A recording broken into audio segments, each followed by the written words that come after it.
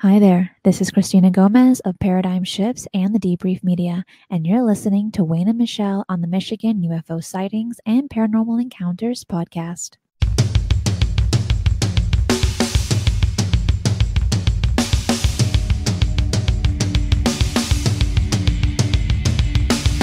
Welcome to the Michigan UFO Sightings and Paranormal Encounters podcast, coming to you from the glacial dumping grounds known as the Michigan Basin.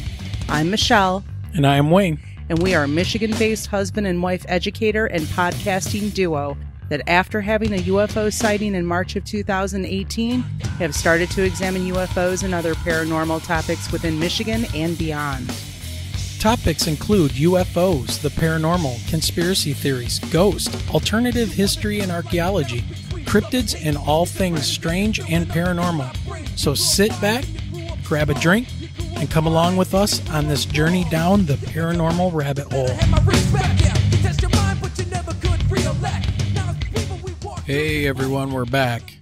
Hello everybody. We are not pod faded, and happy holidays. Yes, happy holidays to everyone out there listening to us. The universe has smiled upon us and allowed us to record an episode finally. No power outages, no crazy ice storms ripping things down. Yeah, no attacks from Mother Nature sending, 60-mile-per-hour winds to take down some trees and wires. I mean, yeah, it's been a little bit crazy, and it really seemed like that we were going against the grain or the the will of the universe trying to get this interview done, but we finally got it done. I know, and it's so funny because, the emails that come in going, are you done doing your podcast? It's like, no, just, give us a chance to get through the halfway point of the school year and get up to Christmas break and have no weather, take our that's recording out. That was really the big thing too, is that of course when the weather and everything was starting to happen and tearing down the power lines and toppling trees and all that, it was also the end of the semester going into winter break. So, we were also swamped and trying to run a generator and not, everything else. And not once, but twice in the same week. Yeah. The same week we lost power twice, which was not very cool at all. We were multi-experiencers of power outages. Yeah, you could say that.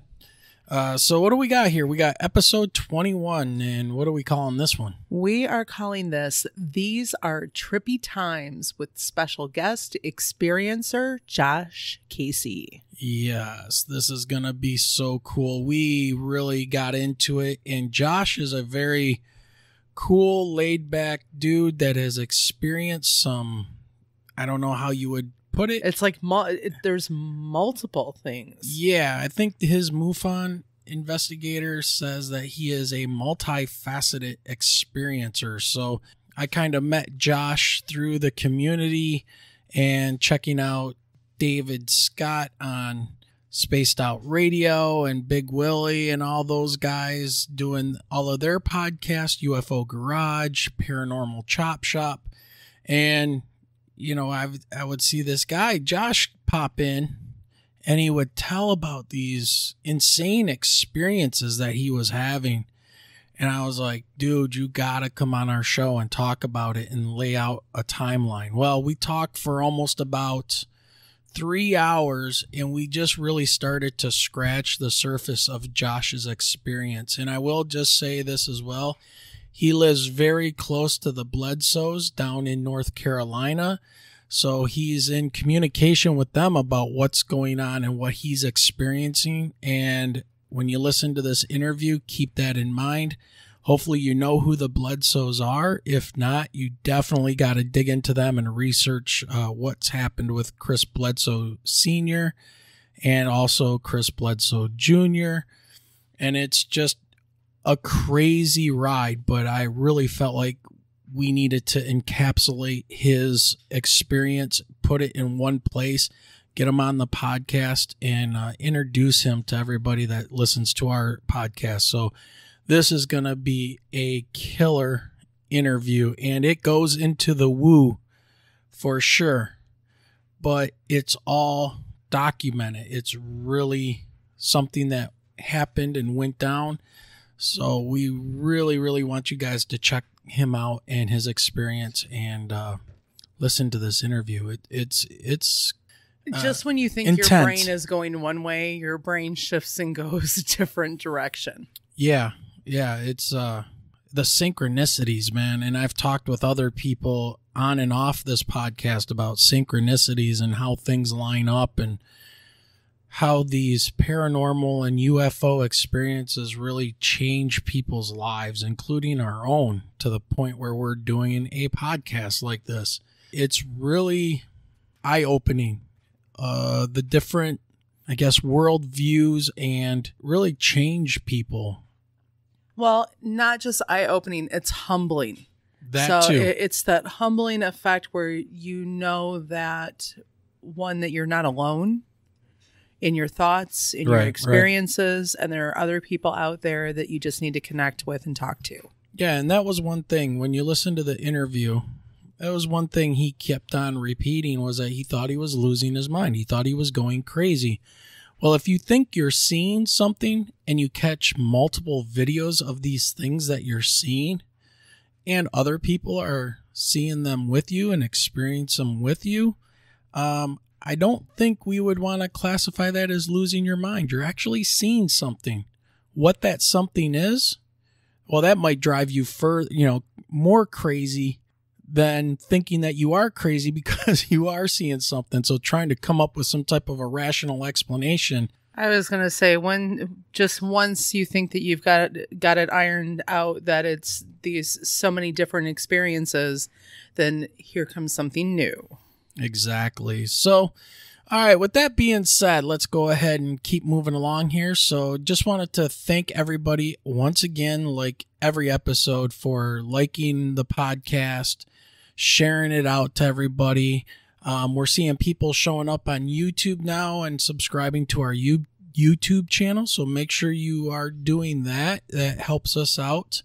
So again, thanks for sharing us out and finding like-minded people in Michigan and all around. So, we're not limited to Michigan, but, we're very happy to not have limited anybody to the come. mitten, guys. That's right. We're very happy to have anybody with experiences or who are looking for answers coming and listening to us. So thank you very much.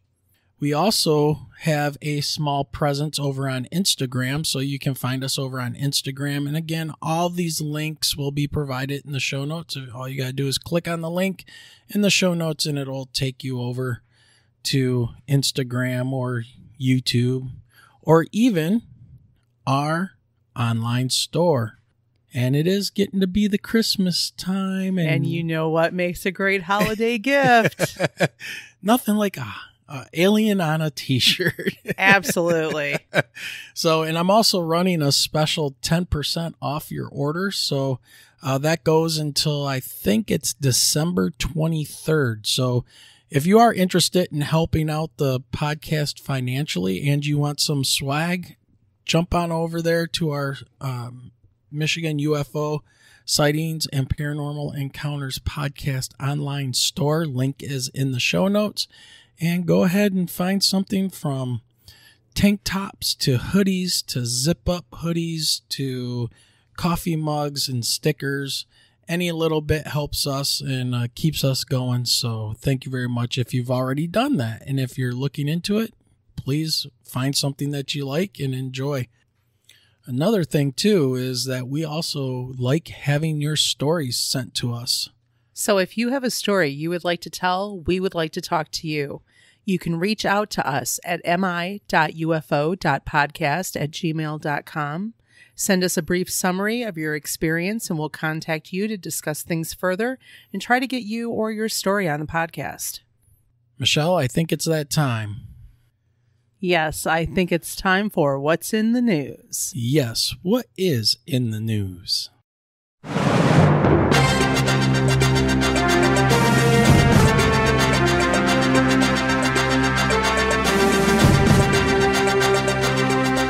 Op-ed. Okay, it's time to take UFOs seriously. Straight from the LA Times. Recently posted just December 16th of this year. Of all the year's political drama, the most surprising may be the U.S. government's actions on unidentified aerial phenomena, or UAPs, better known as UFOs. The opening act came in June when the Pentagon and the Director of National Intelligence delivered an astonishing report to Congress addressing UAPs. Most of these phenomena turned out to have prosaic explanations such as weather balloons, space debris, and atmospheric effects in the sky, with a small percentage exhibiting unusual flight characteristics that suggested advanced technology. The June report, however, found the opposite. It could account for only one of the 144 UAP sightings between 2004 and 2021 that it examined, including 80 observed with multiple sensors such as high-tech military radar and infrared cameras mounted on warplanes. Take one of the most memorable sightings caught on infrared camera in 2004. Navy pilots flying from the USS Nimitz spotted a 40-foot white object resembling a Tic Tac mint levitating erratically above the waters off the California coast. As the pilots approached, the Tic Tac, despite lacking wings or any sign of propulsion, rose to meet them mid-air before speeding instantly away, vanishing.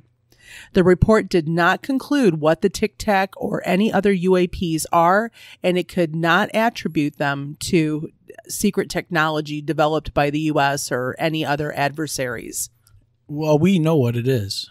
It's that TR-3B, right? It's that Black Mamba project, where the patent is up on Google Patents, and it's been up there since about 2006, and it's got all the technology spelled out about anti-gravity and everything. I mean, it's come like on. Here, if you would like to make one of these at home. Well, isn't that true? I mean, isn't that exactly right? If there's a patent up there that makes sense and would actually work since 2006, don't you think people would be replicating this thing and we'd have flying triangles and Tic Tacs and whatever all over the place?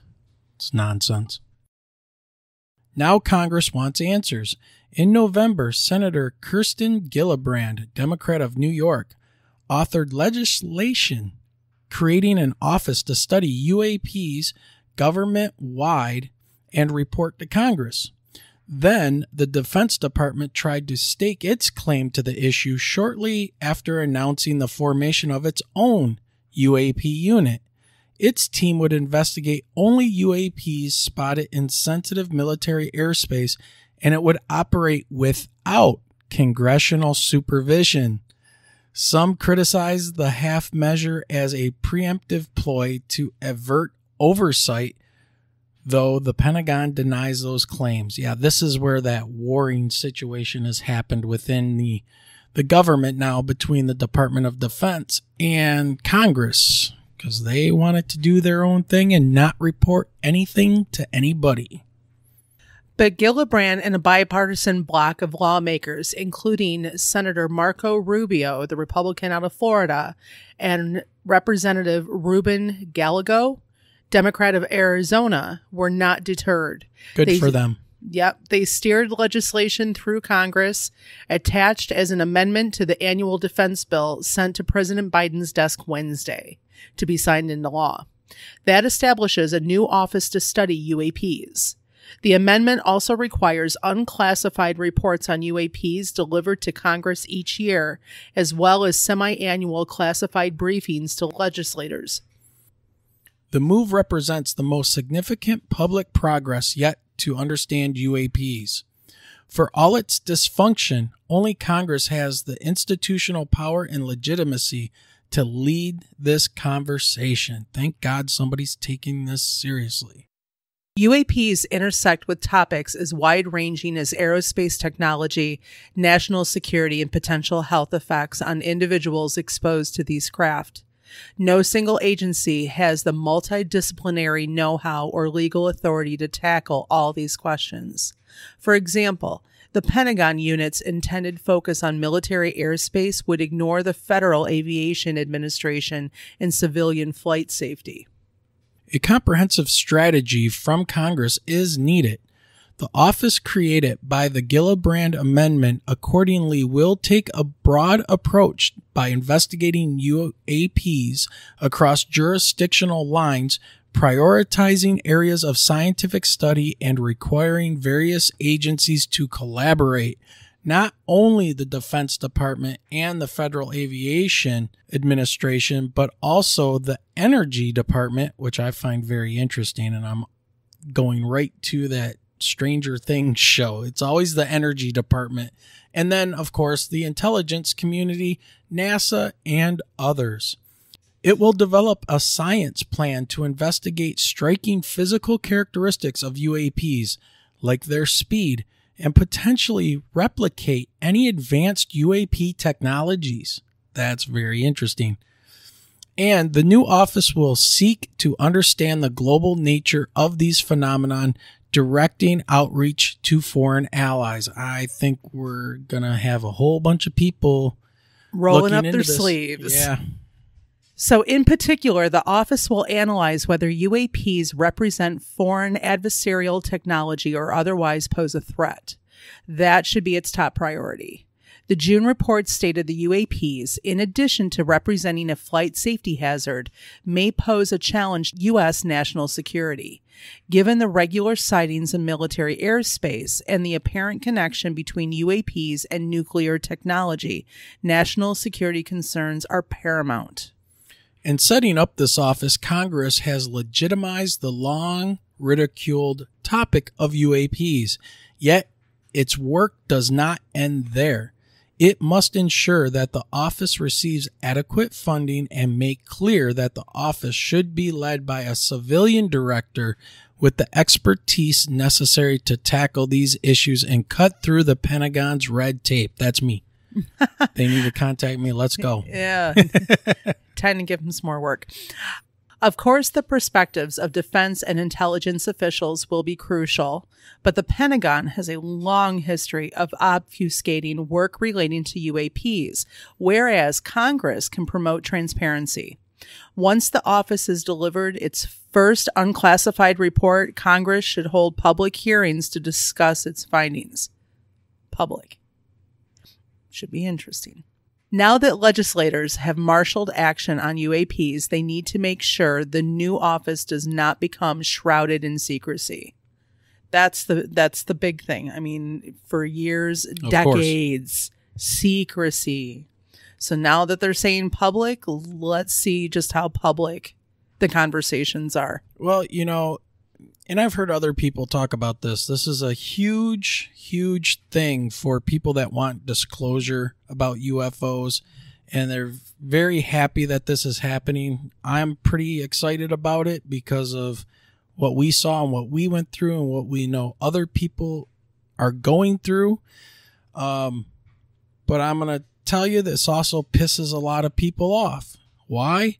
Because for the last 70 years, they've been telling people that they're nuts, that they're seeing things, and all of this stuff, X-Files music and the little flying saucers, which, by the way, flying saucers, that term was created by the media back in the 40s and 50s when Kenneth Arnold first talked about seeing these ships that look like flying wings or crescents, and they were like skipping along the sky almost like saucers across the water, and that word saucer then kind of took off. So I think it's time to jump over and give some of our loyal friends some shout outs.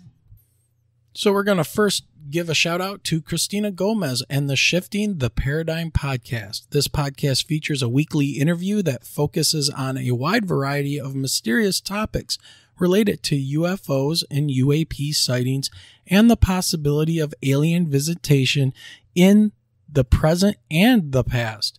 Christina Gomez interviews researchers, witnesses, enthusiasts, and field investigators on their own pursuits of the truth behind the mysteries.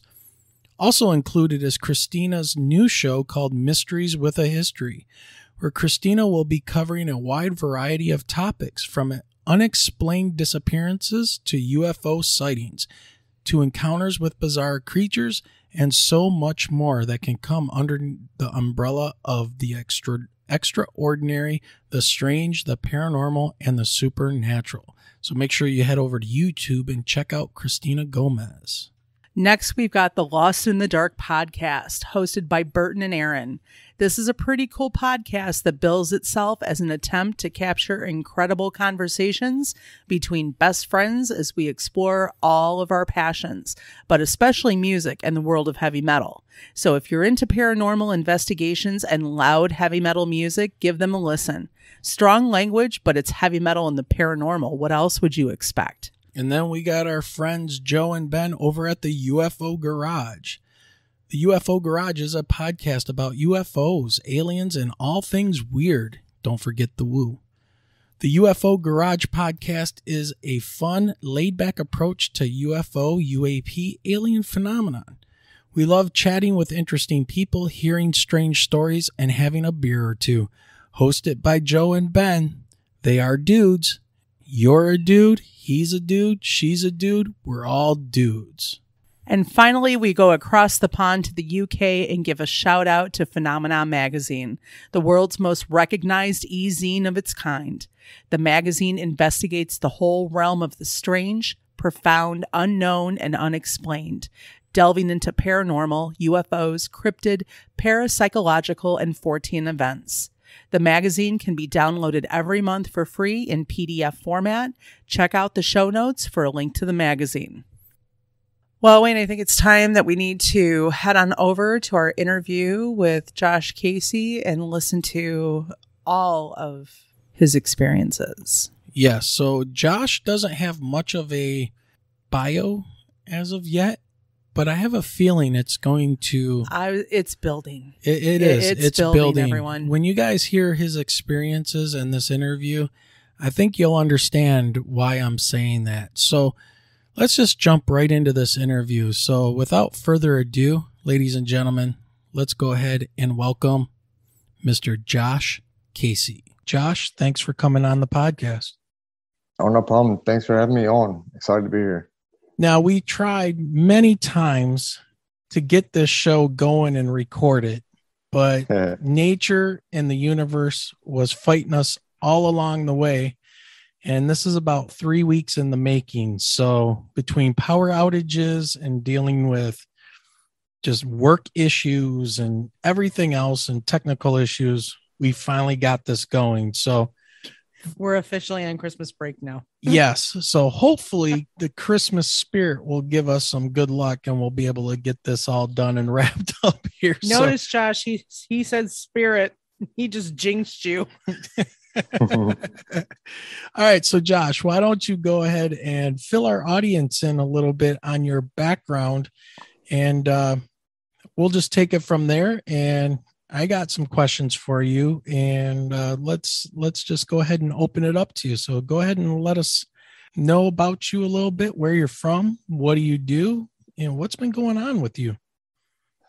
Okay, I want to say first off, I'm a former skeptic with all this stuff. It wasn't until pretty recently that I began experiencing strange things. I'm from North Carolina. Originally from Fayetteville, North Carolina. I grew up about a mile away from the Bledsoe family, which I'm sure some of your fans might at least know of them. And that's going to, I'm going to come back to that later. Yeah, I was going to say we can get back to the Bledsoe family and what was going on with them. And I do know you have a close connection with them. So I feel confident in having you come on and tell us a little bit about their history and our audience, about their history as well. So. Yeah, definitely. I grew up about a mile away from Bledsoe's and good friends with Chris Jr., still friends with him, and got pretty close to Chris Sr. here lately. So I do want to say the main thing I want to go ahead and start off with is in 2010, about a month after I graduated high school, I had a near-death experience. I was hit head-on by a drunk driver. I was pinned in the vehicle for about an hour and a half. My family watched me, get cut out the car. I was literally flown on a helicopter on life support to Chapel Hill, and I spent a week in a coma, a happy year, 6 months in a wheelchair. My jaw was wired shut. I broke almost the whole right side of my body, and it was a life changing experience for me. Completely just totally shattered my reality. But one thing I'm going to go a little bit back and forth here, but it's all going to come up to the same point. So, like I said, I was a little bit of a skeptic for everything, but I've always believed, like a afterlife or something, like some kind of higher power. But I've never been like religious, just a little more open minded, spiritual. But almost exactly a year before I got hit by this drunk driver, when I had this near death experience, I had this dream. I I'm still trying to figure out exactly what it was. I've had somebody here recently tell me that they feel like it could have been some kind of astral projection or, something. But I came home from school one day and coincidentally I was hanging out with Chris Bledsoe Jr. that same day. And I came home and laid down on my couch and I woke up in my living room, got up off my couch just to realize that I was not awake. And it's so bizarre, really. It's kind of hard to explain, but it's like I woke up in the same spot that I laid down. But as soon as I woke up, I was hit with this intense vertigo. My head started spinning and I fell straight to the floor. And I got up and, I didn't realize I was dreaming at the time, but I remember getting up and trying to walk to the back of my house to my actual bedroom because I was laying down on the couch in my living room. And the whole time my head is spinning and I had to actually use the wall to prop myself up. And I get my way back there, and whenever I open up what should have been, the door to my bedroom, I'm immediately like in the middle of this big box room, almost like a garage. And there's a man in a fold-out steel chair with a hat on, with white hair. He's got his shirt tucked in. I remember all this perfectly. And I mean to tell you, like, I remember my senses felt like they were just on overdrive, As soon as I got into this big box room, by the way, my vertigo immediately stopped. But there was an empty fold-out chair sitting in front of this man. And I go and I sit in front of him.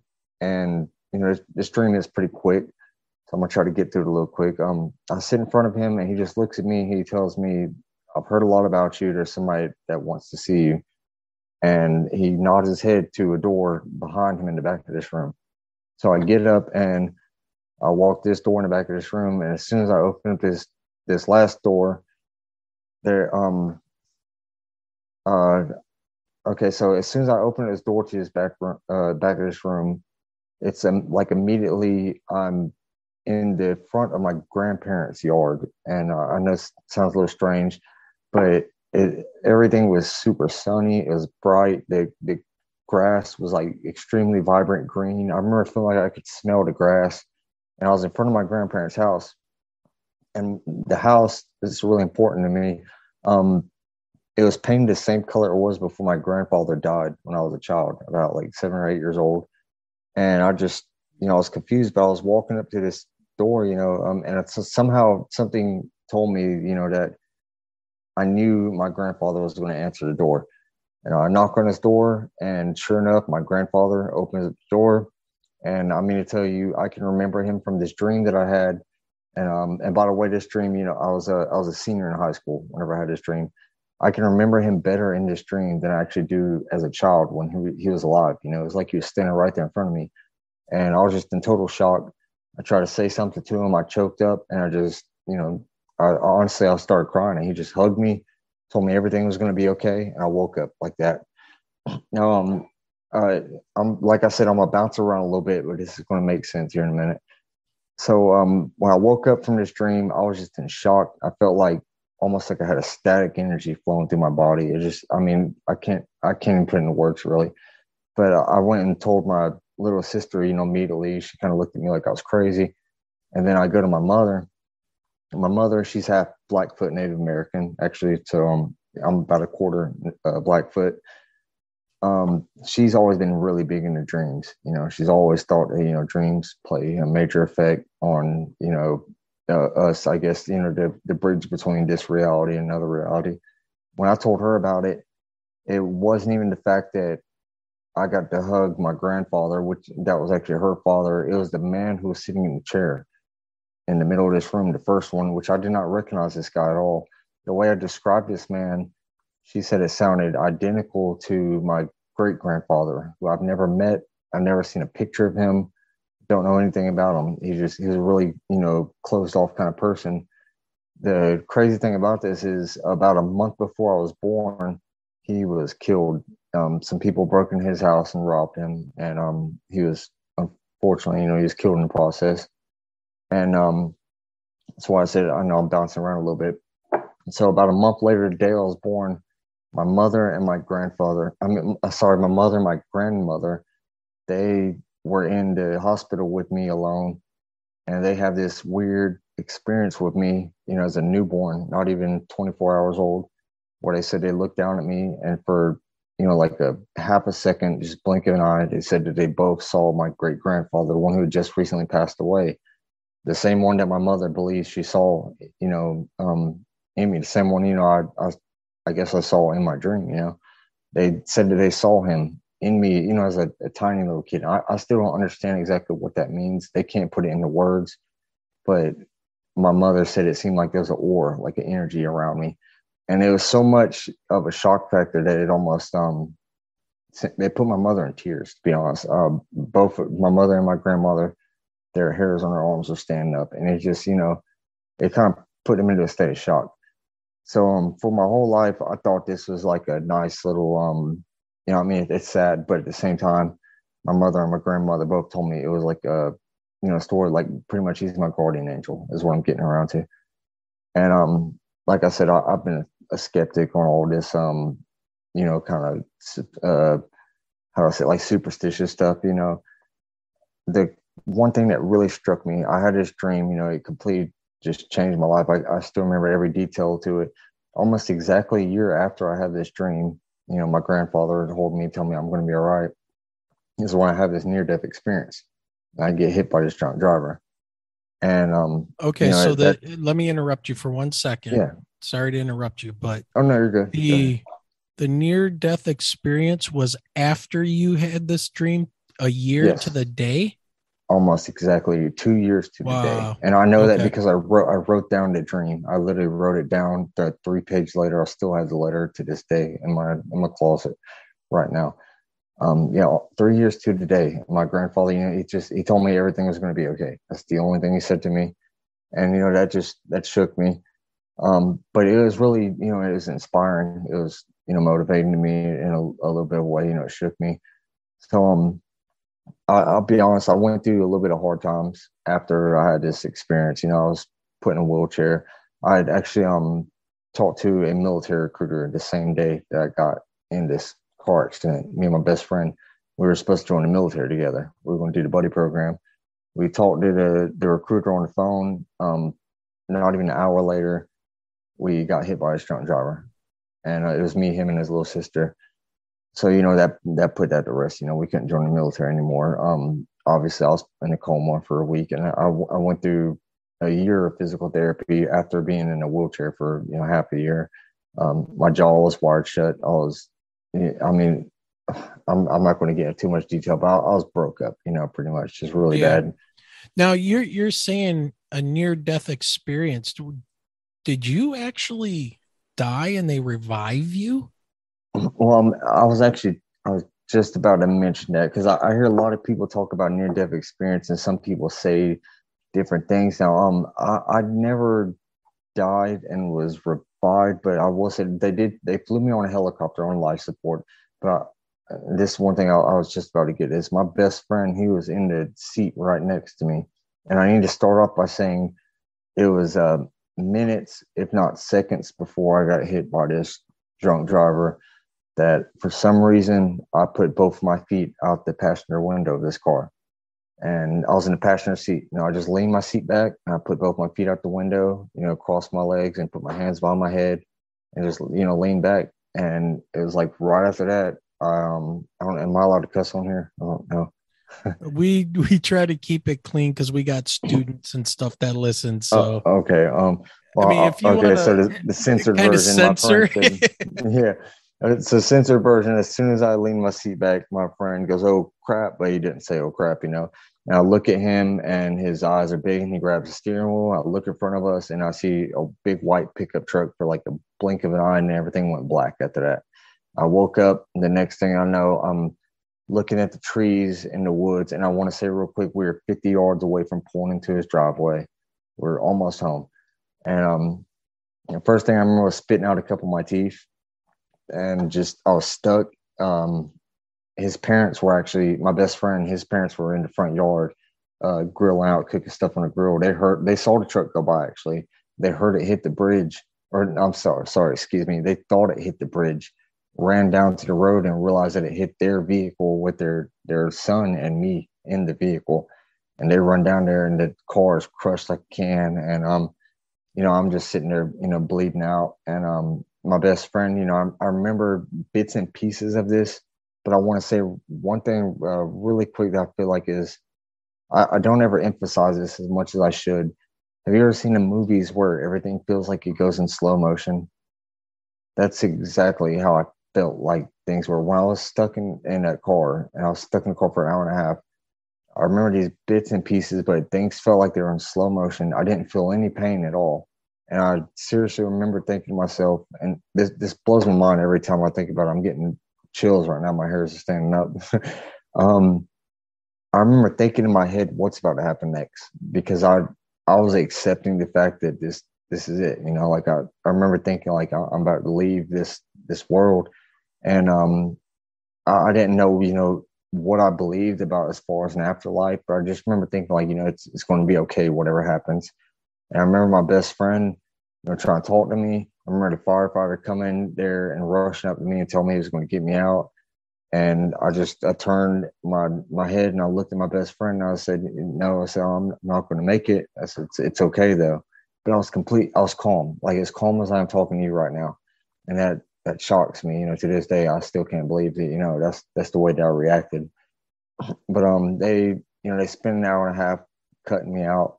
They got me out. They flew me on life support on a helicopter, to Chapel Hill. And I ended up, like I said, spending a week in a coma. When I woke up, I just gotta say that my entire view on reality, everything was just completely shifted from that point. But as far as some of the other things I'm getting to later, I still stayed a skeptic for about like 10 years. But I want to say, I really want to emphasize this for some reason. And well, honestly, I can't say for some reason, it's the pain, the physical pain that I dealt with, and getting off the pain medication, because I spent a couple of years struggling with addiction to pain medication. I'll be honest about that. And I got off of the medication, but I realized, my pain was still there. I got into quantum physics and, just like consciousness and stuff like that. And for the past 10 years, even way before I believed in some of this more, paranormal stuff. The woo factor. Really, yeah, see, I was just about to say that, the woo factor. Yeah, I got really into the quantum physics, and to me, it was a way of dealing with my physical pain, just the whole mind over matter thing. And that was, I feel like that was a catalyst, just a way for me to, today is where I feel that was a way for me to be, I guess, opened up to be able to accept and understand the things I've been experiencing more recently, if that makes any sense. And I'm sorry, I know I bounced around a lot there, but that's kind of like the origin of it all, No, that all sounds really good and really intense. I mean, that's crazy. Did the pickup truck hit on your side? How was your friend Yes. and his sister? Yes, it hit on my side. My friend, he was driving. I was in the passenger seat, and his sister, we just picked her up from work. She was in the back seat. We're all okay. I sustained the worst of the injuries. I was pinned in the vehicle for an hour and a half, and I was just about to say this.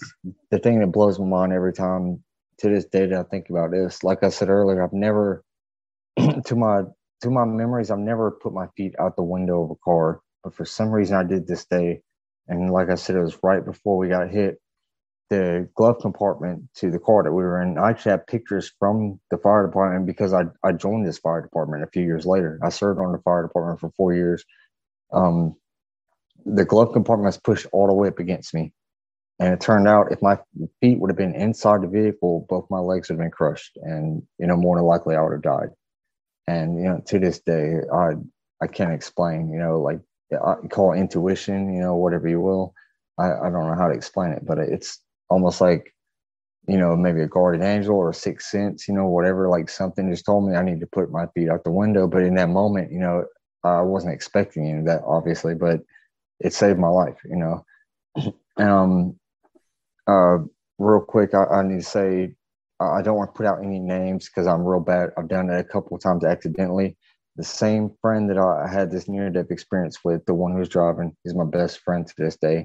It was about 5 or 6 years after this. I was at the Cape Fear River in Fayetteville, North Carolina, the same spot that where Chris Bledsoe, who I know personally, had his experience with. Me and him had a sighting at the river, but this was, years before I actually believed in this to be real. And when I saw it, it looked like a bright star up in the sky. My friend pointed out to me. I even joked around and said it might be Jupiter or Venus or something. And it was about 30 minutes later, it's staying, just sitting in one spot. And we both had me looking at it. And in the middle of a sentence, it does this weird motion where it goes from stationary to curving off like a backward C. And it's just gone, like in the blink of an eye. And I remember immediately like stopping what I was saying and trying to rationalize in my head, okay, my eyes are playing tricks on me. And my friend says, dude, did you just effing see that? And as soon as he said it, all my hairs on my arm stood up. I'm like, are you serious? And we spoke about it that night, but back then, because this was about 4 or 5 years ago from today, UFOs or orbs or any of this paranormal stuff, it was not in my definition of reality. So I just kind of put it in the back of my head, and I still don't understand, why I didn't bring it up to anybody since then. But I literally hadn't talked about it to anybody until about the beginning of this year when I started seeing the UAP reports from the Pentagon on the news, and something clicked in my head. It's like a switch immediately flipped, and I'm like, holy crap, this is actually real. And that's whenever I just started digging into things. I reached back out to Chris Bledsoe because I knew of his experience, even though I didn't believe it initially. And when I spoke to him, he tells me, Josh, this is real. And he starts sending me videos of orbs that he's seeing. And I currently live in Wilmington, about an hour and a half away from Chris. A couple months after I start talking to Chris, I started experiencing orbs myself. And, here in Wilmington, an hour and a half away. And I've got videos of them too. I don't know how to explain it.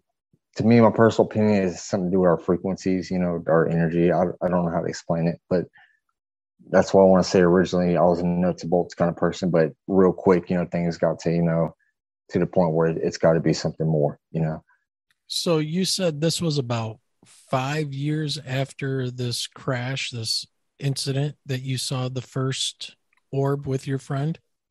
Yes. Yes. And then you waited a whole nother 5 years before you started digging into that. Yes. This year, the beginning of this year, around February. Well, that's okay. Yeah. I mean, you're in good company because Michelle and I saw we had our experience, our sighting in 2018, and we didn't start doing this until 2021, the beginning of 2021. So, it takes a little while for things to kick in and resonate. And it sounds like, your body probably had a lot of healing to do, and you were dealing with a lot of things there before, talk about frequency or being able to see things differently. After your experience, it probably took a little bit of time for that to open up for you.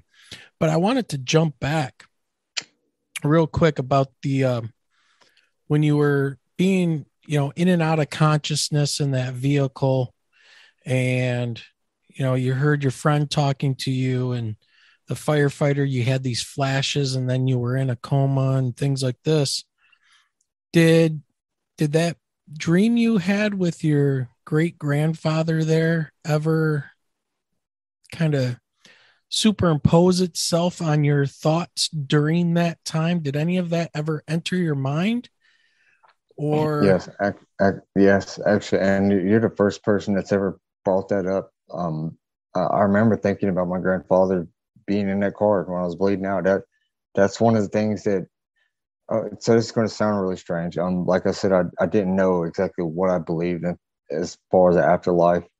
I want to say real quick, as a child, I've got family members who are Christian. I also have an older sister who's half Japanese, and her family are Buddhist. I remember being a kid, like 7 or 8 years old, and always wondering myself, why is it I have family members who are, one religion and others are another religion.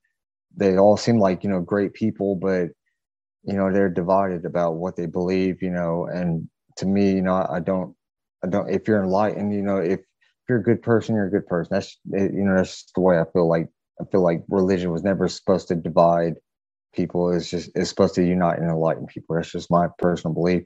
But I really do remember sitting in that car and it's like, God, how do I say this? I remember debating things in my head for a second, what's about to go to. I remember thinking, am I about to go to hell? Have I been a bad person? And then I just felt this overwhelming peace, and I just felt like everything's gonna be okay. No matter what happens. That's really the moment that things went in slow motion. And when I say that, I cannot even put it into words the way that I really wished I could.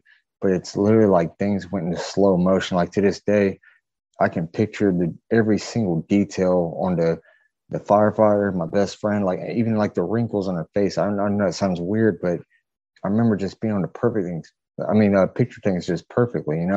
It's like, it's almost like I was watching it from an outside point of view, if that makes any sense. But I remember I could see them. It almost felt like I could feel the emotions off of the people more than I could myself. And I felt like my emotions at that point didn't matter. And I remember hearing my father, yell my name out, Joshua, that gave me chills, Um, uh, I remember, yeah, I'm sorry, that really gave me chills. I really do remember. I remember the moment that my father told me, he ran up on the scene, he yelled my name, and I can remember his voice perfectly screaming out my name.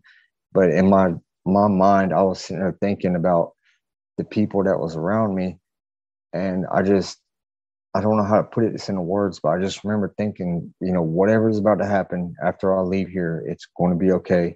And I remember looking at my best friend and seeing the shock factor on his face.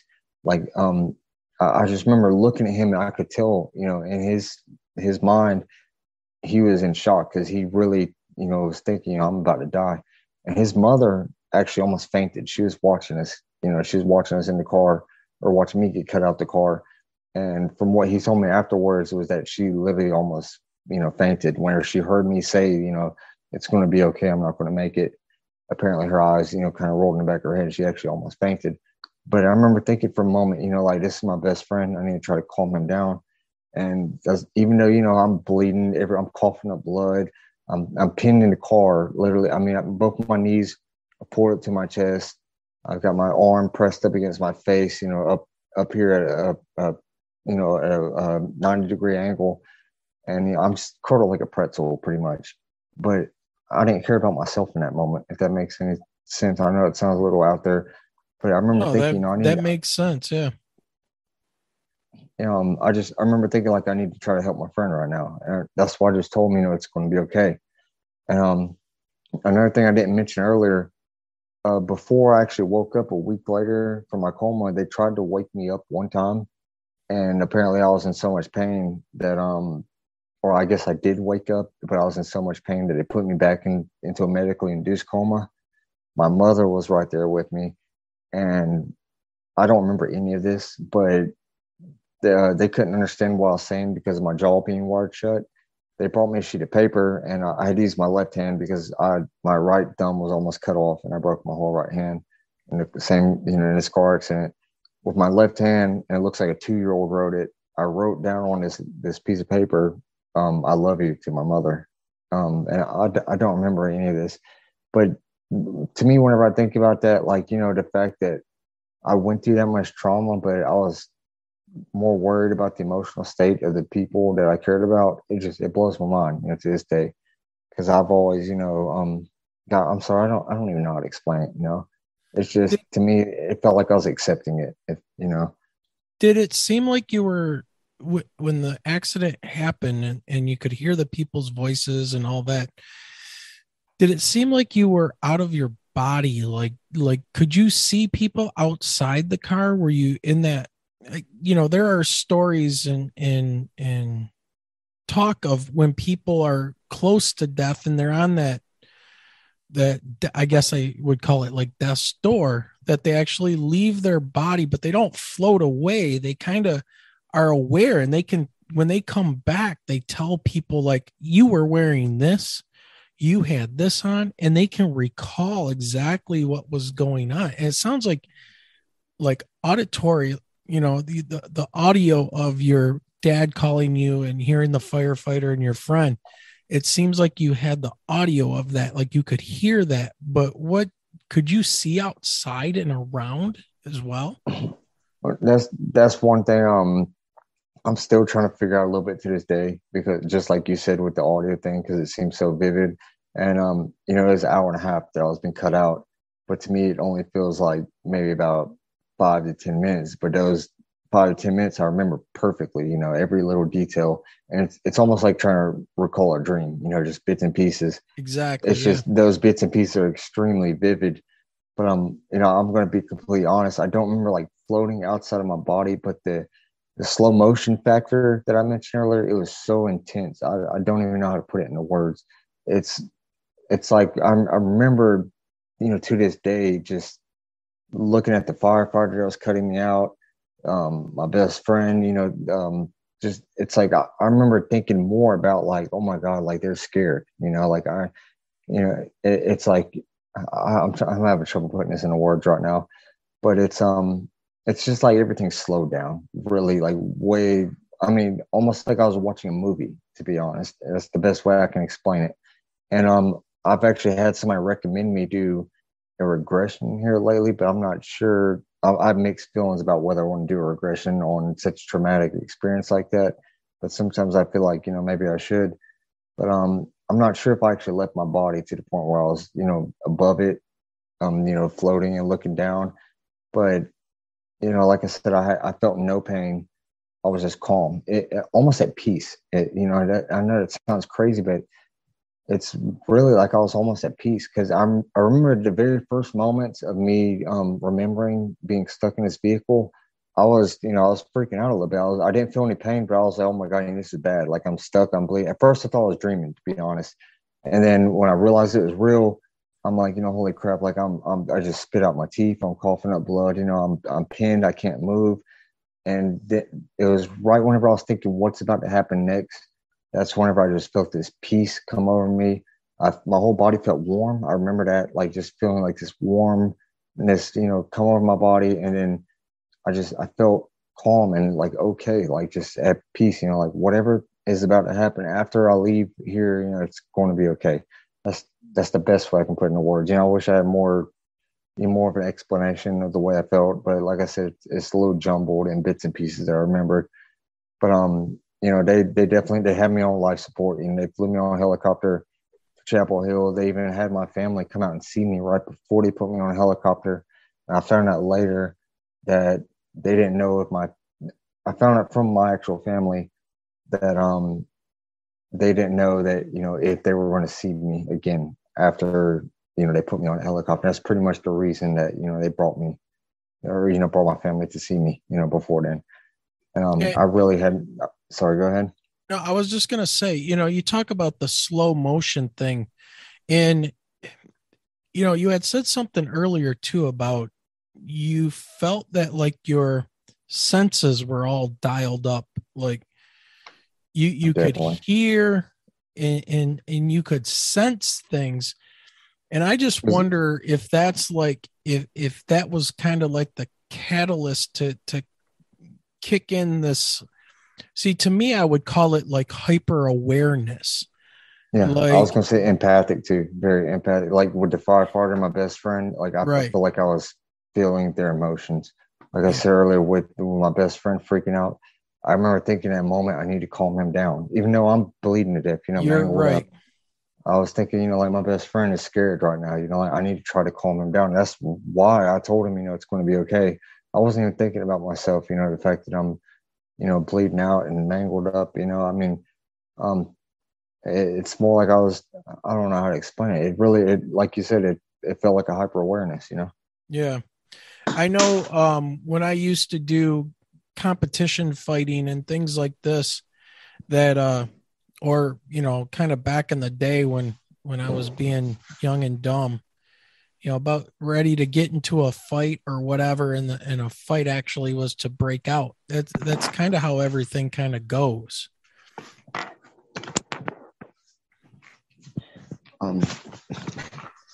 Definitely sorry, I dropped something on the ground. Oh, no worries.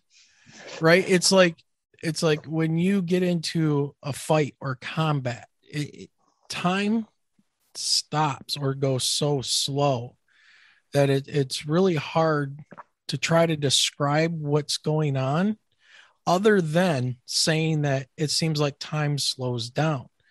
But maybe it's like the opposite. Things are speeding up, and you're operating on a different frequency, a different level of awareness. Yeah. Yep, exactly. Yeah, exactly how I've been telling people the same thing. I don't feel like it's so much being smarter than anybody else. It's just like a sense of awareness, because I feel like every day that we live in this, some people want to call it a matrix or, paradigm, whatever.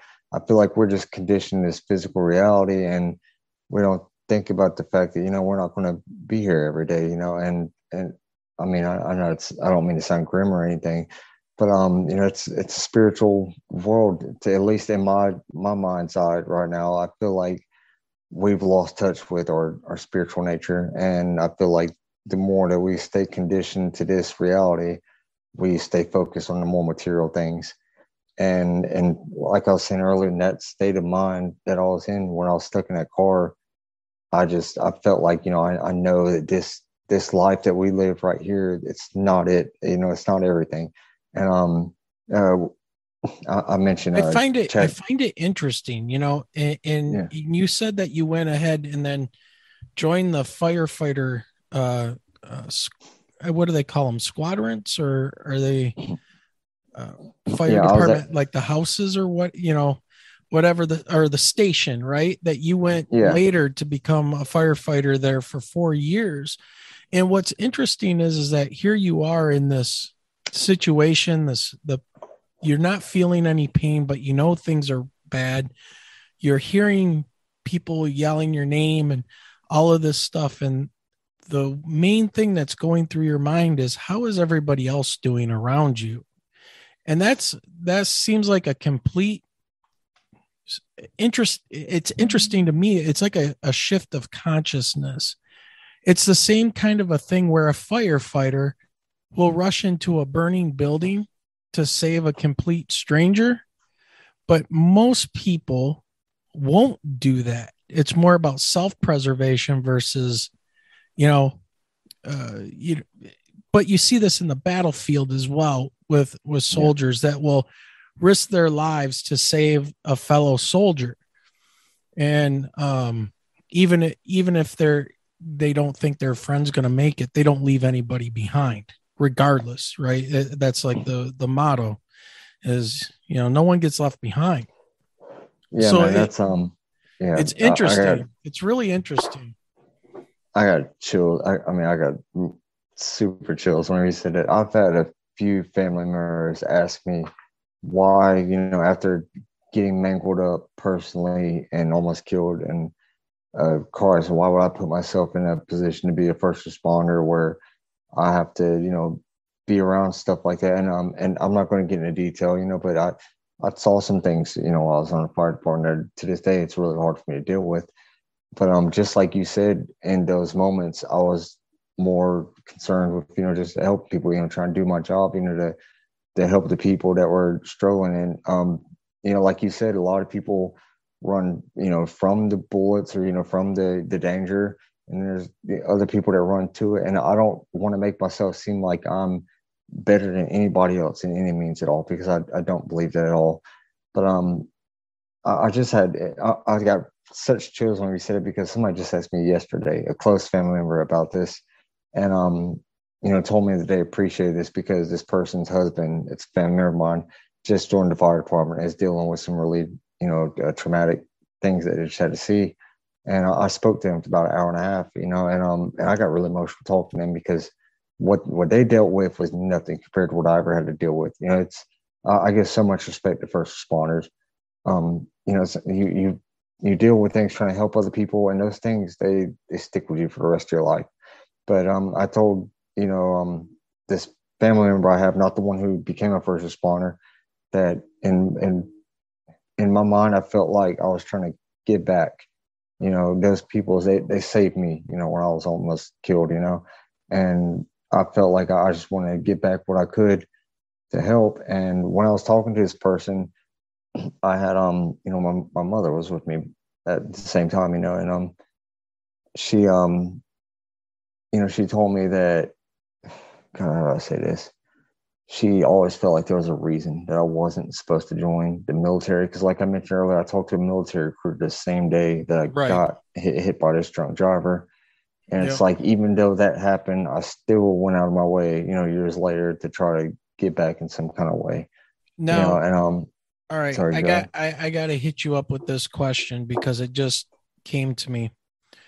By any chance, do you know what profession your great grandfather was? No, I'm not sure. Actually, I don't know much. I'm just wondering, dude. I'm getting this weird sense. That he was involved in firefighting or a volunteer firefighter for the area or something. I'm just getting this weird vibe like that. It made me want to ask you. I'll be honest, I don't know much about him at all. I said earlier, I don't even know what he looks like, but I will say I'm very new to things like reincarnation and, past life regressions. But I just had a past life regression from Barbara Jean Lindsay. I'm not sure if you know who she is. I've heard the name. I'm not familiar with her though, but I have heard that name. Yeah. She did a reading for me, and since we're gonna get a little more woo-woo stuff, with UFOs and aliens, I'll go ahead and throw this out there.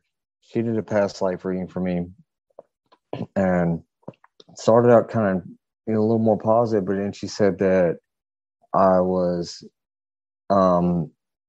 in some kind of a military unit, and everybody that was with me got killed, and that sounds really grim, and that I was sole survivor, and that the only reason I survived is because I was underneath a pile of dead bodies that were actually people who was in my platoon with me, or in my unit with me, and they apparently they were not human, is what she said. I know, it kind of caught me off guard too, but she said that the world, she said it looks, not like Earth. This is what she was telling me. And was, and she said everything looked a little more red, the dirt, like almost like Mars or something. I have no idea, exactly what this was, but she said that the armor that we were wearing, the battle gear or whatever, she said the way that we looked, she said she was getting quick glimpses of it. And Barbara Jean Lindsay, she's great. She's with Cosmic Oracle. She's been on Space Out Radio and interviewed Preston Dennett. I gotta say, she hit a few other more personal things that I don't want to mention right now that really hit me hard. And when I didn't even believe, 100% in like past life regressions at the time, but when she was telling me this, I kind of just was struck. I'm like, how would she know those things, about me? Just like more personal things, I don't even know how to explain it. But whenever you said that, it just kind of, it rung that bell with me. It made me think about that. That's the first I've ever heard of a past life regression, but it was not like a human life. It sounds like it was the woo factor just got multiplied.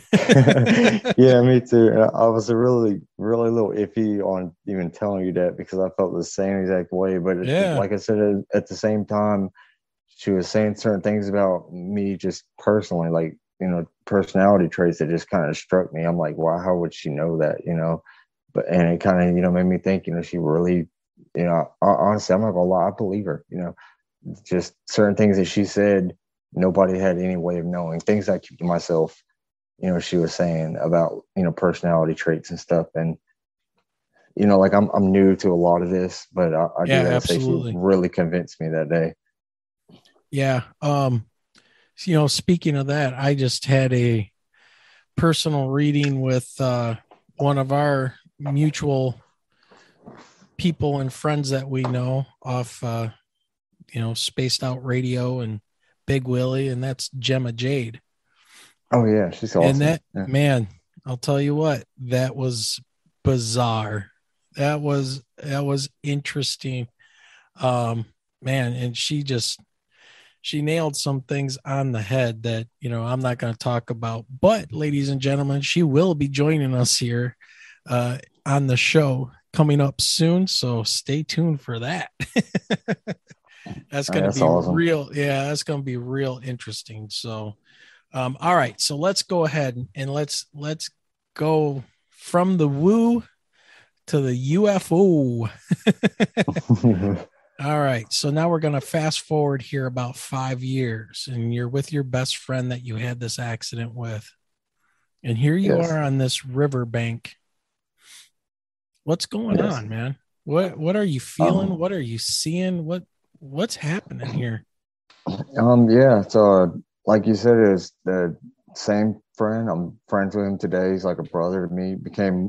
We became even more close after this near-death experience. And also need to add into the whole synchronicity thing, because even all the time, the 10 years between me having my near-death experience, the first sighting, and my epiphany of realizing this stuff is real, I've had constant bizarre little synchronicities that I always just try to put in the back of my head and say there's some kind of explanation for it. So one real bizarre synchronicity was the fact that my family, my parents, or actually, sorry, my mother, grew up on the same street that my best friend, his parents grew up on. The same one I had a near-death experience with. And I did not know this at the time that we had the near-death experience. And there's more synchronicities to add on top of that. But yeah, wait. Okay. If you're talking synchronicities, I gotta throw that with you. Okay. I gotta throw this in, and I don't know if you want to go here or not. And if you don't, that's cool.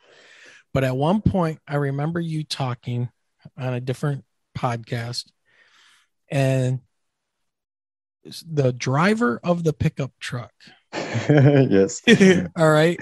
Today, all right. So before we get to the UFOs, all right, since you brought up synchronicities, let's run with this one.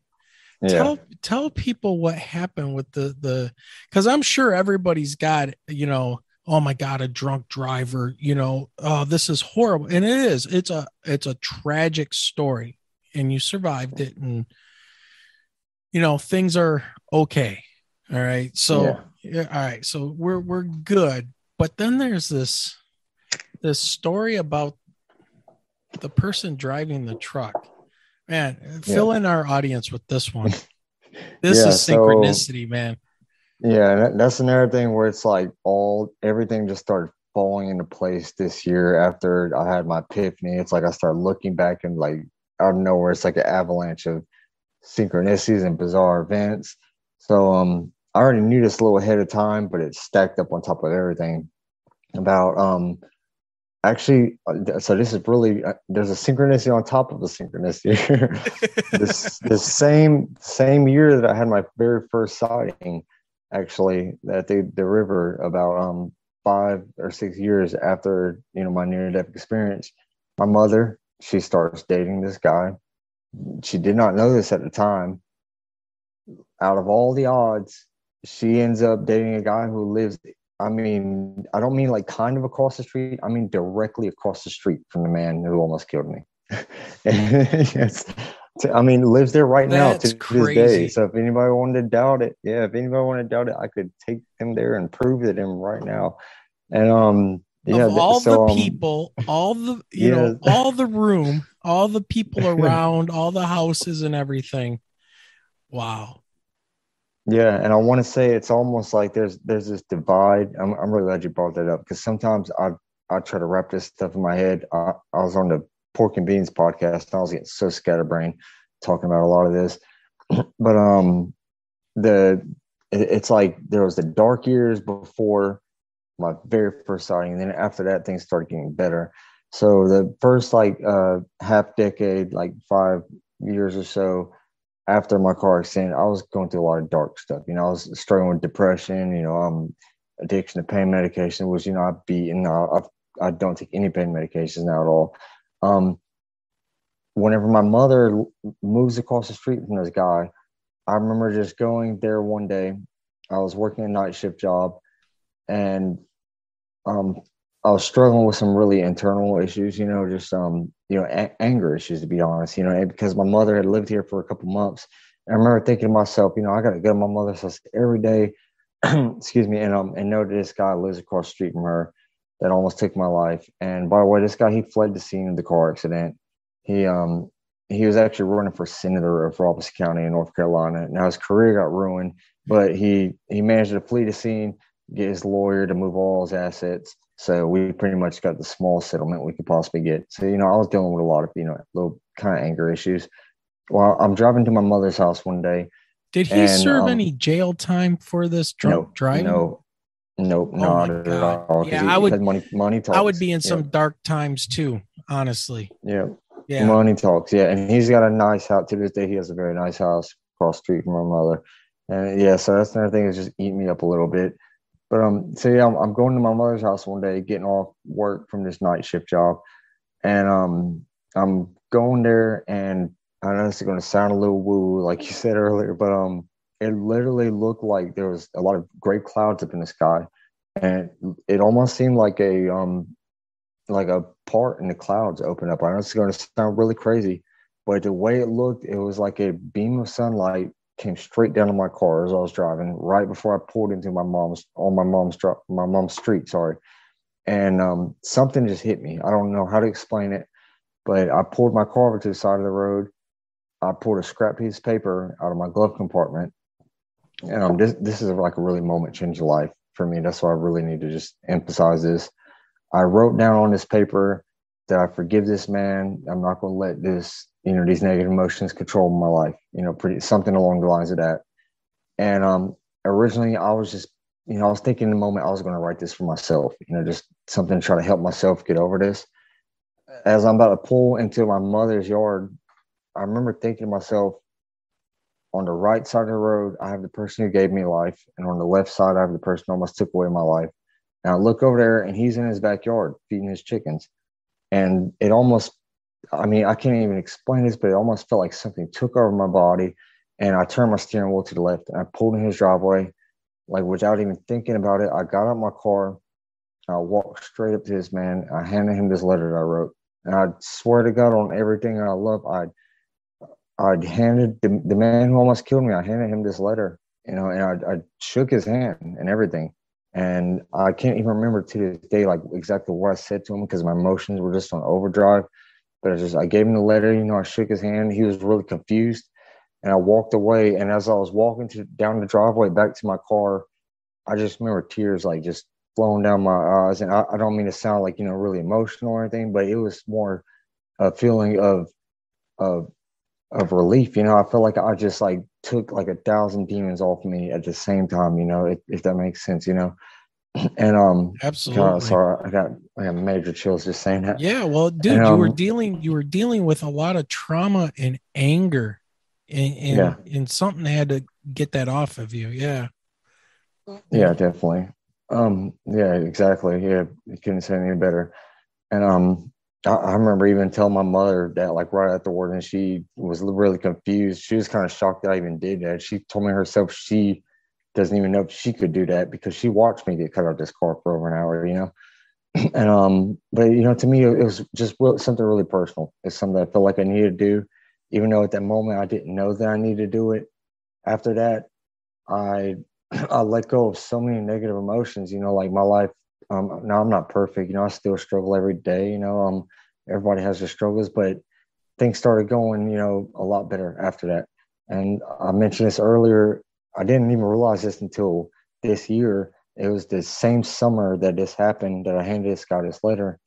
that I saw the first orb sighting, or UFO orb, whatever, at the Cape Fear River with my best friend. And that's just another one of synchronicities, and they stack on top of each other sometimes. I can't even wrap my head around it.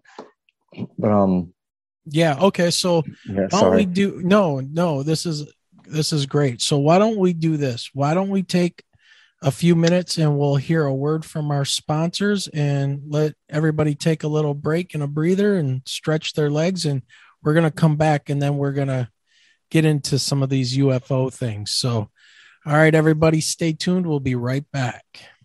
What's happening, ladies and gentlemen? This is Big Willie with the UFO Garage Podcast, where we're all about UFOs, aliens, and all things weird. I also run a podcast, Band of Bearded Brothers, with my brother Micah, BOBB for short, and you are listening to Wayne and Michelle with the Michigan UFO Sightings and Paranormal Encounters Podcast. So take a seat and buckle up as they educate us on all things woo. All right, ladies and gentlemen, we are back with Josh Casey, multifaceted experiencer. We now have been through the near-death experience. We've talked about some synchronicities that have happened. We've got more synchronicities that we can get into, but we want to get back to this river experience in 5 years later. And Josh, tell us about what was going on with you and your friend at the edge of this river. Why is this part of the river important with somebody else that you know? And what was going on? Okay, yeah. So growing up, I mentioned this earlier, I was real good friends with or I'm still to this day good friends with Chris Bledsoe Jr. and have become I've become pretty close to Chris Bledsoe Sr. Actually, I message him really frequently, to be honest.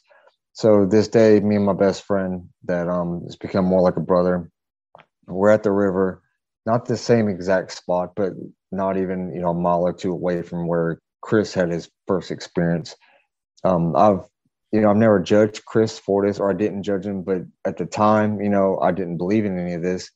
So we go out there, we're catfishing one day, and my friend, he mentions something about this star. It looks like a really bright star up in the sky. And he says something, he's like, what's going on? What's up with that star up there? And I look at it and I make a joke, I'm like, it's probably Jupiter or Venus or something. And I paid no mind to it. So we keep talking. And about 30 minutes later, in the middle of a sentence, I, for some reason, and I didn't know that he was looking at it at the same exact time, I'm talking to him still, and I happen to look directly up at it.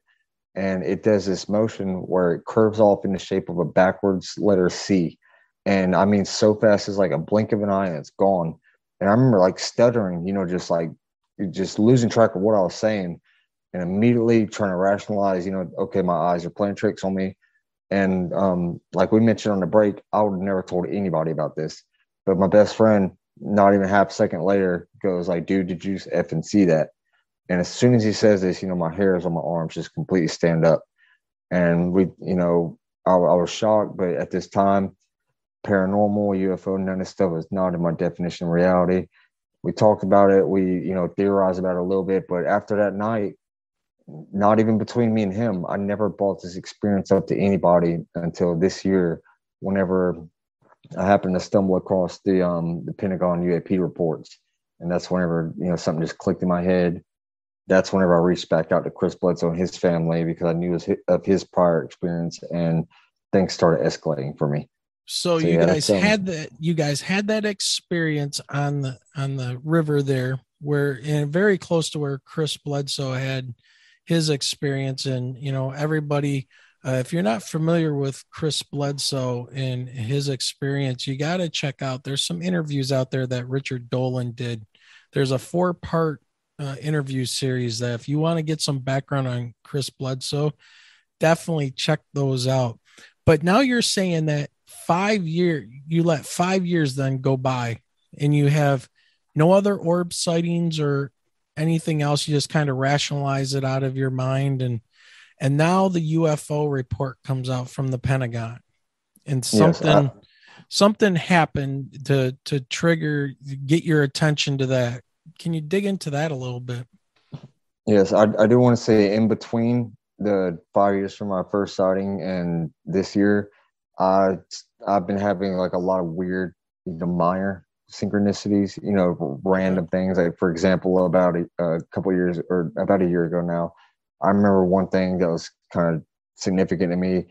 I had a dream about a yellow punch buggy. It's really simple, but it was like a old school looking, yellow punch buggy. And I'm going to work, and I remember thinking about it at the exact moment, and I pull up in the driveway, and there's a yellow punch buggy just like I dreamed about in the driveway, and just weird little things about that, like that. But a couple of them, and I know it's really woo woo, and even like in my head, I was thinking, honestly, I was thinking I was going crazy at the time. But there's a couple of experiences like that actually were so bizarre to me that it had my fingers trembling a little bit.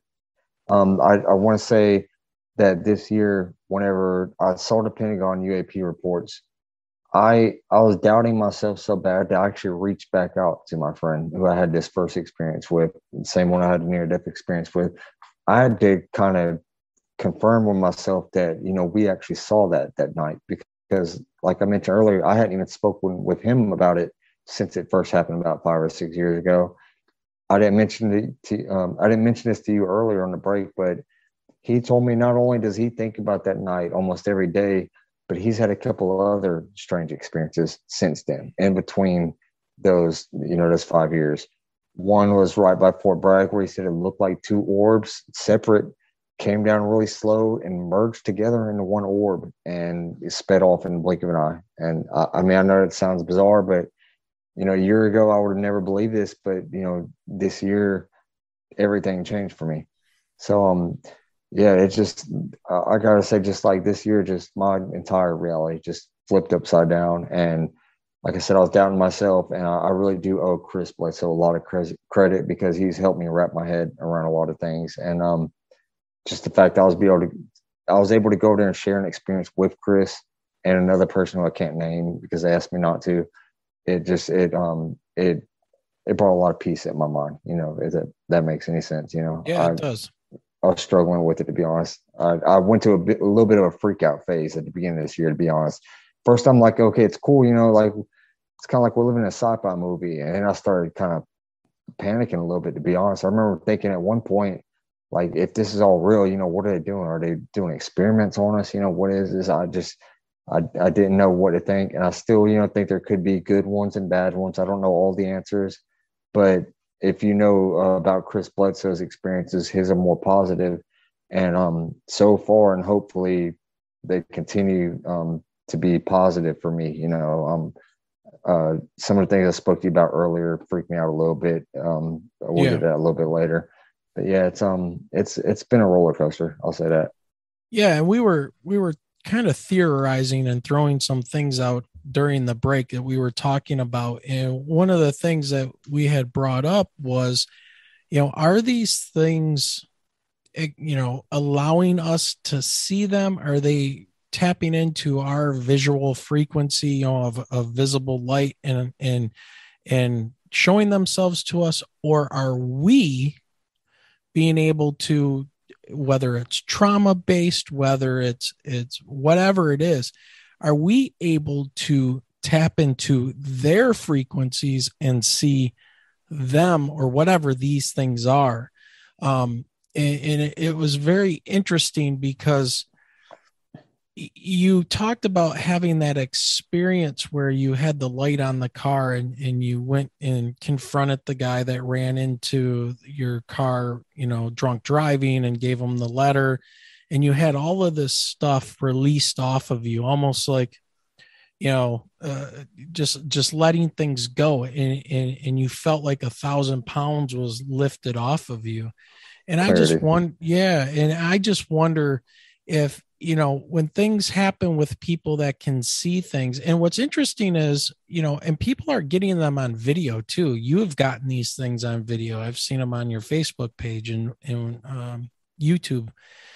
And I'm just wondering if it's us, that we unclog our brain, I guess is the best way you could say it. We uncage our brain from the trauma that might have happened, and we're allowed now to explore these other frequencies. Our minds are open. They're not being held back. And now we can see, and I'm talking really woo here now, but I honestly, I'm serious. I've heard so many things now that I don't know how to explain it, but I take a scientific, try to take a rational approach. I think about the psychology of things. And I think about that one experiment. I can never remember the name of it, but it's where the people are passing the basketball back and forth. And the commentator tells you, okay, count how many times that basketball is being passed. And then you go 12, 15, whatever. And then they go, yeah, well, you're kind of close. It was actually passed around 17 times. But did you see the guy in the gorilla suit walk through, or the clown? Right. There's many different ones, right? But the one I always play for my students is the guy dancing through the crowd in a gorilla suit. And they're like, what are they talking about? And I show them, I take that same video and I back it right up. They see it and I play it. And now that they're looking for it, they see it and they can never unsee it. Is that what's going on with people that are seeing these orbs? Because Michelle and I are seeing these orbs. People around here are seeing orbs, 20 miles away. And we're seeing them from our front yard. And she's calling me out and we're both seeing them. We're getting pictures. She's taking pictures. And then I see on Facebook things in our group start popping up. Are you guys seeing this in a town by us called Ypsilanti? Are you guys seeing this? Are you guys in the pictures and videos? So multiple people we're being able to collaborate and show the evidence of what we're seeing, and nobody can make out what they are other than their orbs zipping around. And they're not Chinese lanterns. And I'm sorry for some of you out there, it's not the TR3B thing. No, these things are going against the wind. They're zipping up and down and moving around. They're hovering. They're doing all kinds of things, and then they're gone. Materializing and dematerializing. Yeah. That's the one thing that hit me. Like you said, at first, it was always like it was in the corner of my eye or something, and I was always doubting myself. Like maybe I saw that, maybe I didn't. Then I'd seen a couple of them, literally like they pop out of thin air, right in front of me, and one of them, just materialized and dematerialized, and I even had a witness see one with me, and like just like what you were saying, though, it made me think about the fact, I don't know what they call it, but like what you're saying, whenever, say for example, whenever you start driving a certain model of vehicle, and then it's like you start to see that vehicle everywhere. Yes, yep. That's exactly what comes to my mind there. It's almost, it's like a radio dial to me is what it feels like. Just a personal opinion, kind of like if you're off, tune, or, if you're not quite on that station, it's like it's staticky, but whenever you're more on that station, it comes in more clear. That's just at least the way it feels to me. And I told you this earlier on the break, like when I first had my epiphany this year that it was real, and I still didn't know if it was all just military. I thought if it is, non-human, it has to be a nuts and bolts perspective, it has to just be people from another planet. But then I got more into it and I started thinking about, quantum physics and like, just certain weird things like the double slit experiment, and the fact that it seems like the more we learn about quantum physics, the more bizarre and out there it seems. And it seems like things that should be impossible are, suddenly possible, and what you said earlier, you put it in better words than I could have. But I want to say something real quick. The first sighting I had this year that really just solidified that what I was seeing was a reality. I was on my back balcony here in Wilmington, and I'd already seen about 3 or 4 ones that were in the corner of my eye, which, today I'm not 100% if they were actually orbs, but I feel like there's a strong chance they could have been. This day I was on my back balcony and I was really struggling in my head because I'd been spending hours and hours, almost my entire free time, researching this stuff. And I really remember thinking in my head, can I have some kind of sign? Like I said, I'm not religious, but I'm a little more open-minded, spiritual. I believe there's truth in religion, but I don't want to get in detail about that. But so there's there's a little bit more to this story. If we have time, I can get into it later. But over the left of my balcony, right on my left shoulder, the brightest ball of light, like goldish amber color, shot out in front of me and came to an immediate stop. And whenever it did, immediate stop, and it was going fast. It almost sent out it sent out a flash. Like, it stopped and flashed. And I mean to tell you, the flash, it illuminated my balcony. I'm on a 3rd floor apartment here. And what really just shocked me was the fact that I could see a circular light hit the bottom of the clouds, because it was a cloudy day, and this light, this ball of light shot out and came to an immediate stop, and it flashed, and it lit up my balcony. And I knew it wasn't a shooting star at that moment. That's whenever I was like, oh my God, this is not, something, natural, like what I'm thinking.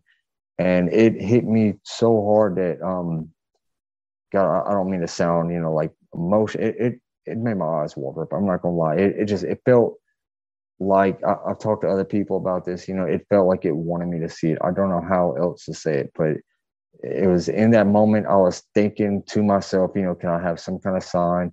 And that happened, and like you were saying, is it, sensing me, or am I sensing it? It was like, as soon as I looked up in the sky, and I don't mean like, a little bit to the left or a little bit to the right, like the exact spot that I'd positioned my eyes within, a second or two of me looking up at the clouds, that's where this happened. It blows my mind. I don't even know how to put it into words. And at that moment, it shattered all my beliefs about, everything being, nuts and bolts, and having an explanation that I can, wrap my head around. Yeah. I just, sorry. Yeah. Well, you mentioned, and I have been thinking this as well, is that things are somehow, this stuff is all related. Bigfoot, all of it, and I think that common thread, I'm just wondering if that common thread is us. And if anything, that those psychology experiments and stuff have kind of shown me anyways, is that if we're directing our attention towards something, and it goes back into thinking about the, when you observe something, it changes versus not being observed, kind of a thing. And double slit. Yeah. I just wonder if and I'm at a loss for words when, coming to talk about this, but when you're looking for the guy in the gorilla suit walking through the crowd, you will see it, but only when your attention's been told to go to it. You are having, the time slowed down while you were in that wreck.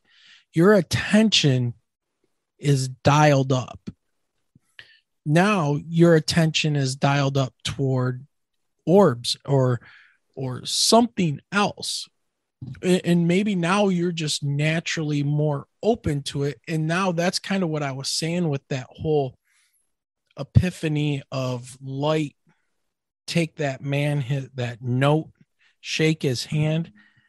And now you are aware, because your brain's not clouded with that anger and that hatred and dealing with that. Now your brain is open and aware. Your senses are dialed up even more. And I'm wondering if we're able to dial into these, whatever these things are, their frequency, and maybe we're freaking them out and they're reacting to us being able to see them, whatever they are, so are they choosing us, or are we finding them because our attentions are turned, dialed up for whatever reason? So I don't know. It's been things, that's how my brain works. I've never thought about it like that. That's really interesting. I've been having this thought for like the past week or two that maybe I'm just theorizing here, we've been conditioned to believe that we're just living in this materialistic, reality. And, since we're raised to believe that for, our whole life, that's what we focus on, is the material world. And now I think certain things are starting to get out there, and I'm on the fence about this, but sometimes I think about the fact that it wasn't long after the first Roswell crash, right, that we got the internet and stuff like that. I've had a couple people come up to me and tell me lately that maybe, I'm just theorizing here again, maybe we got the internet from reverse engineered technology. Maybe, people who, I'm not going to, put names or say, specifically anybody, but maybe people might have wanted us to stay conditioned to a materialistic reality. And they thought, the internet would be a way to do that, but it kind of backfired on them in a way. And now the fact that we have instant knowledge in our hand, and I say this because I told this to Chad Smith and Sonny on Paranormal Chop Shop. I noticed my nephew about a month ago on his phone, and he's got like 7 or 8 years old, and he's got a phone in his hand. He's operating it like, he's like he's been doing it his whole life, like he's a grown man and he's a child. And it makes me think, children's brains are like sponges, at that age. Now they've got instant knowledge in their hands. And it almost makes you feel like maybe their minds are developing at a faster rate.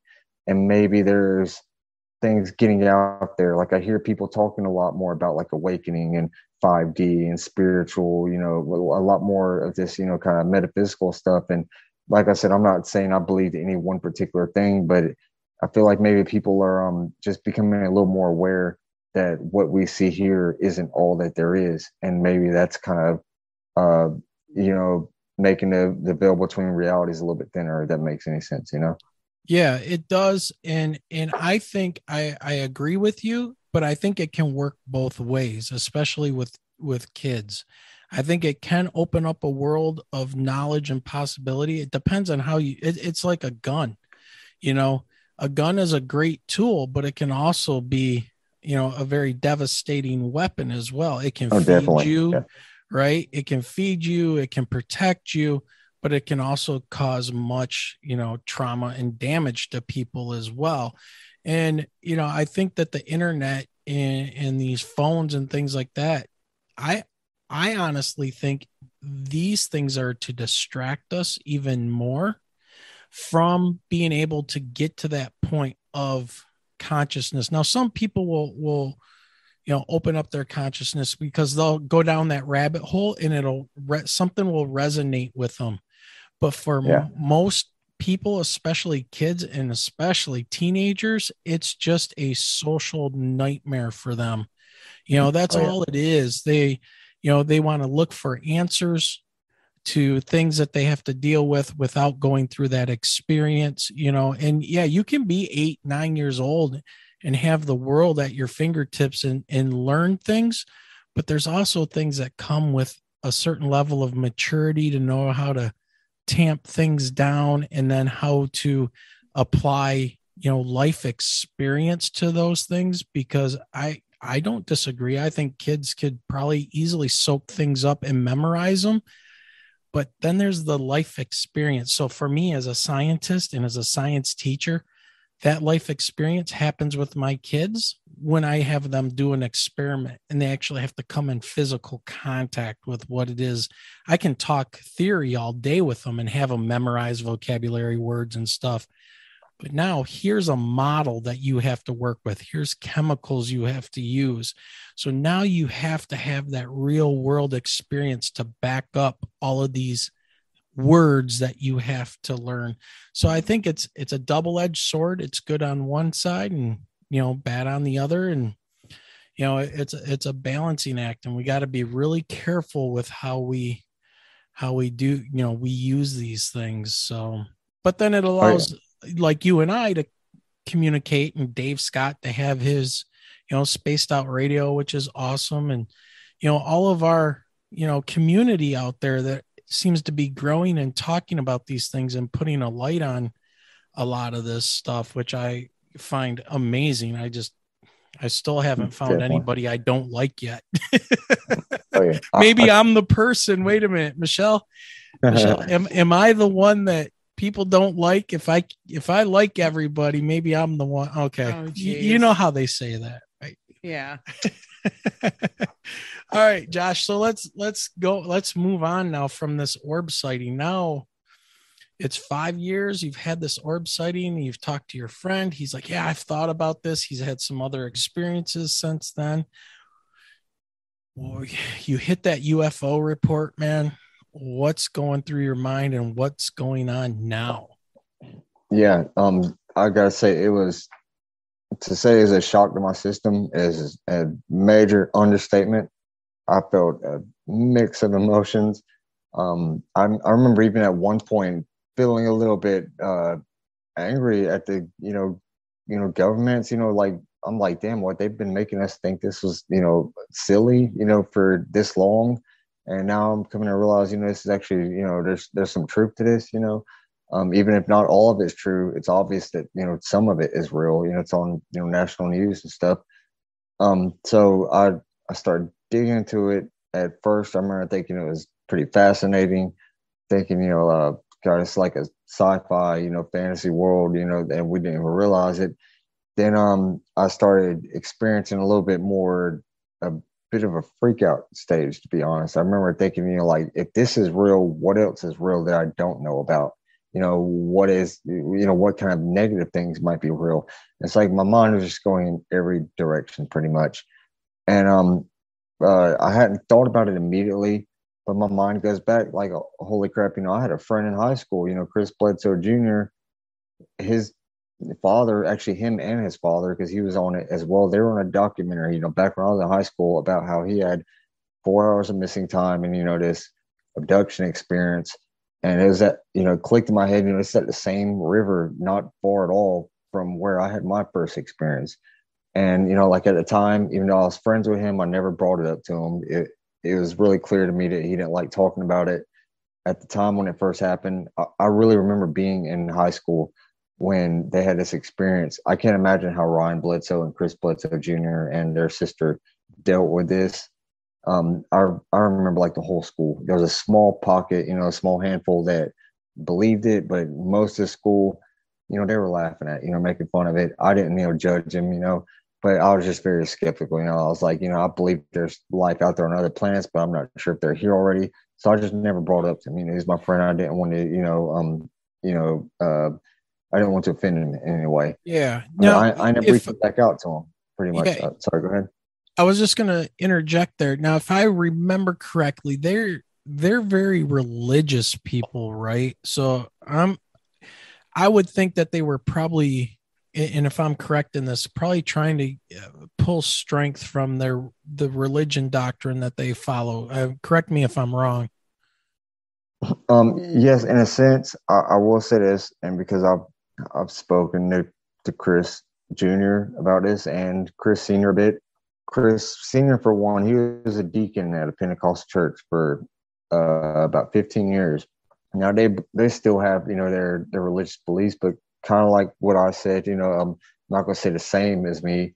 Their beliefs have changed. For one, Chris Sr., he was ostracized from his church whenever this first happened. They thought he was messing with the devil, pretty much. A lot of people here in the Bible Belt where I live, they think anything outside of religion, is, satanic or something like that. And I don't mean to offend anybody, but no, today, but that's Chris, truth. I mean, that's absolute truth. And I don't understand why they have to.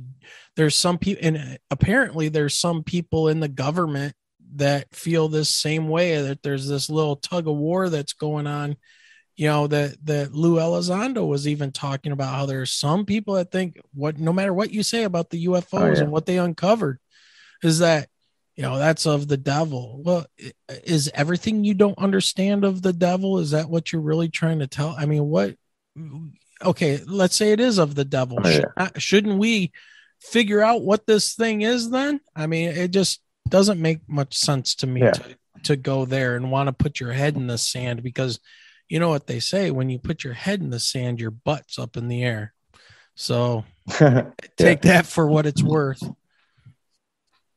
Yeah, definitely. And I hope if anybody listening to this knows about the Chris Bledsoe story, maybe I can bring a little bit of clarity to this.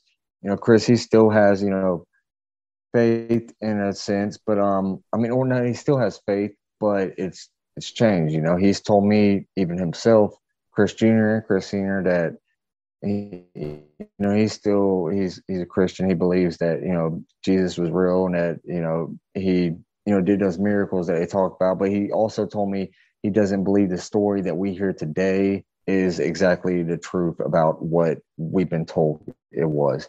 And, I think the same way. I've seen orbs materialize out of nothing. So who am I to say that, a man, 2,000 years ago didn't, make miracles, but Chris agreed with me on this as well.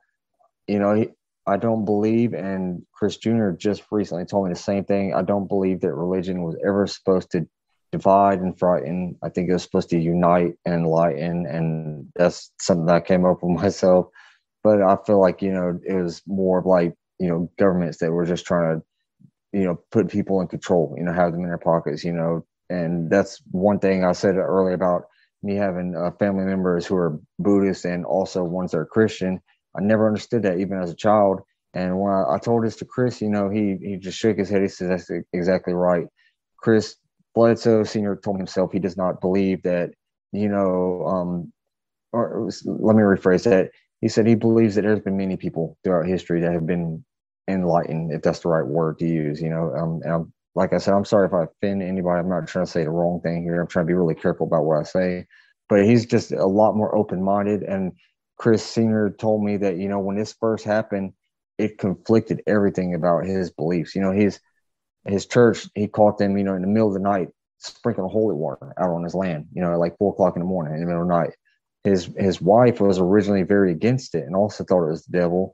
Now she's come around a lot more to it. But at one time, she tried to get Chris exorcised, thought, he needed exorcism, really thought he was possessed. And Chris, is thinking, I don't know what to believe. They're light beings is what he, remembers experiencing, through his hypnotic regression. Like beings literally look like they're made out of pure light. And he had Crohn's disease for 15 years before this, these 4 hours of missing times. And, medical documents, proving that he had Crohn's disease, he's on medication for this, and there's no cure for Crohn's disease. I'm sure you probably know that. After these 4 hours of missing time, his Crohn's disease is gone, completely healed, and he feels, amazing. He completely quits taking all of his medication. So he's sitting there thinking, why would something demonic, heal me? Why would I have a positive experience? And, my heart goes out to anybody who's had a negative experience. I've heard a lot of people, do have negative experiences, and I don't know if that's because there's actually, malevolent entities, or if maybe it's just their perception at the time. Because I think about, if, say, for example, like what happened with Chris, he was healed. Imagine being healed by something and suddenly you have a memory, reoccur, and you wake up like in the middle of a surgery, is like the way, metaphorically, or, I'm sorry, you get what I'm saying, right? Like if you were to wake up in a situation you're not aware of, and you have some beings that you don't recognize and they're operating on you, it's going to be a shock factor no matter how you look at it. So, right. Me and Chris got into a deep conversation about that, but it altered his whole perception. So pretty much he still has faith, but he's a lot more open-minded about it. He's not one of those hardcore religious types, obviously. Yep. Yeah, that, man. Yeah, I just saw Christina Gomez do a episode with, I forgot the exact name of it, but she did her episode of mysteries with or history with mysteries, or I don't know, I'm butchering it, but they were talking about encounters and stuff that were deadly, right? That where people had died either because they may have gotten knowledge or came in contact with this stuff. And, they were talking about like Forrestal, supposedly committing suicide, from a 16th floor of the hospital building. And it just so happened he was able to throw himself out. Or one person shot himself in the head, even though his hands had no fingers because of damage that was done. There's no way he could use a gun, things like that, because of what he, and they're speculating, or the accusation is that because they had this certain knowledge, and I know I'm butchering all the names because I'm just getting into this as well, so I don't know all of the history of all this stuff. But it was Jimmy Church and Christina Gomez, and they do their show, and they were talking about this, and I found it fascinating. But they're talking about these things, and one of the things that came to my mind was the fact that there was the UFO new office or whatever that the Washington DC was going to set up, and this was before the agency that was put together by the Department of Defense, and they started arguing about what was going on with that. And now the senators are, saying, no, you can't do that. We want this to happen. So they're setting up their own. It's that important to them now that they're setting up their own separate UFO thing, which is fine. But there was in the NDAA, one of the things that the office was supposed to do was help or look into people that had, or pilots and military personnel that had damaging injuries. Yeah. Was it a joint? I've heard a little bit about that. Yeah. Yeah. But the whole, it just made me think about, okay, so now we're going to have the government actually taking people's injuries. There have been people that have had their skin radiated and had radiation poisoning from coming in contact with these vehicles and things like that. And they're actually going to listen and test and be able to get real data. So it's not just like one of these situations where it's like, oh, that's a cool story, bro. And they got the burns all over their bodies or implants, or, they've been damaged. They've been injured by these things. And so, when I heard them talking about what happened to people that talk too much, okay, so how is that going to work? But yeah, it's very, I don't know. It's very interesting. And we're seeing a shift in how things are being thought about, which I think is good. And I got to tell you, my wife and I, we started this podcast, and everything that we did, was one, like I had told you during the break, one, our group was to, get corroborating evidence, right? About, did anybody else see this? And the group just started growing and people sharing their experiences. A couple of years later, we start this podcast. We had no idea there was any kind of report coming out in June. We started our podcast, a few months before that report was coming out. We had no idea what was going to go on. And yeah, even though it was 6 pages of content and a lot of it was, we're not telling the public a lot, there was enough in there that we were both like, holy crap. You're taking it seriously. Yeah. Yeah. Yeah. Right. Like finally. Okay. Finally. Yeah. And what you said made me think of, like Terry Lovelace with his implants, but also, can't remember his name right now. Chris Bledsoe actually knows him personally too. I can't think of his name. Fire in the Sky. Who was that movie about? Do you remember? Oh, Travis Walton.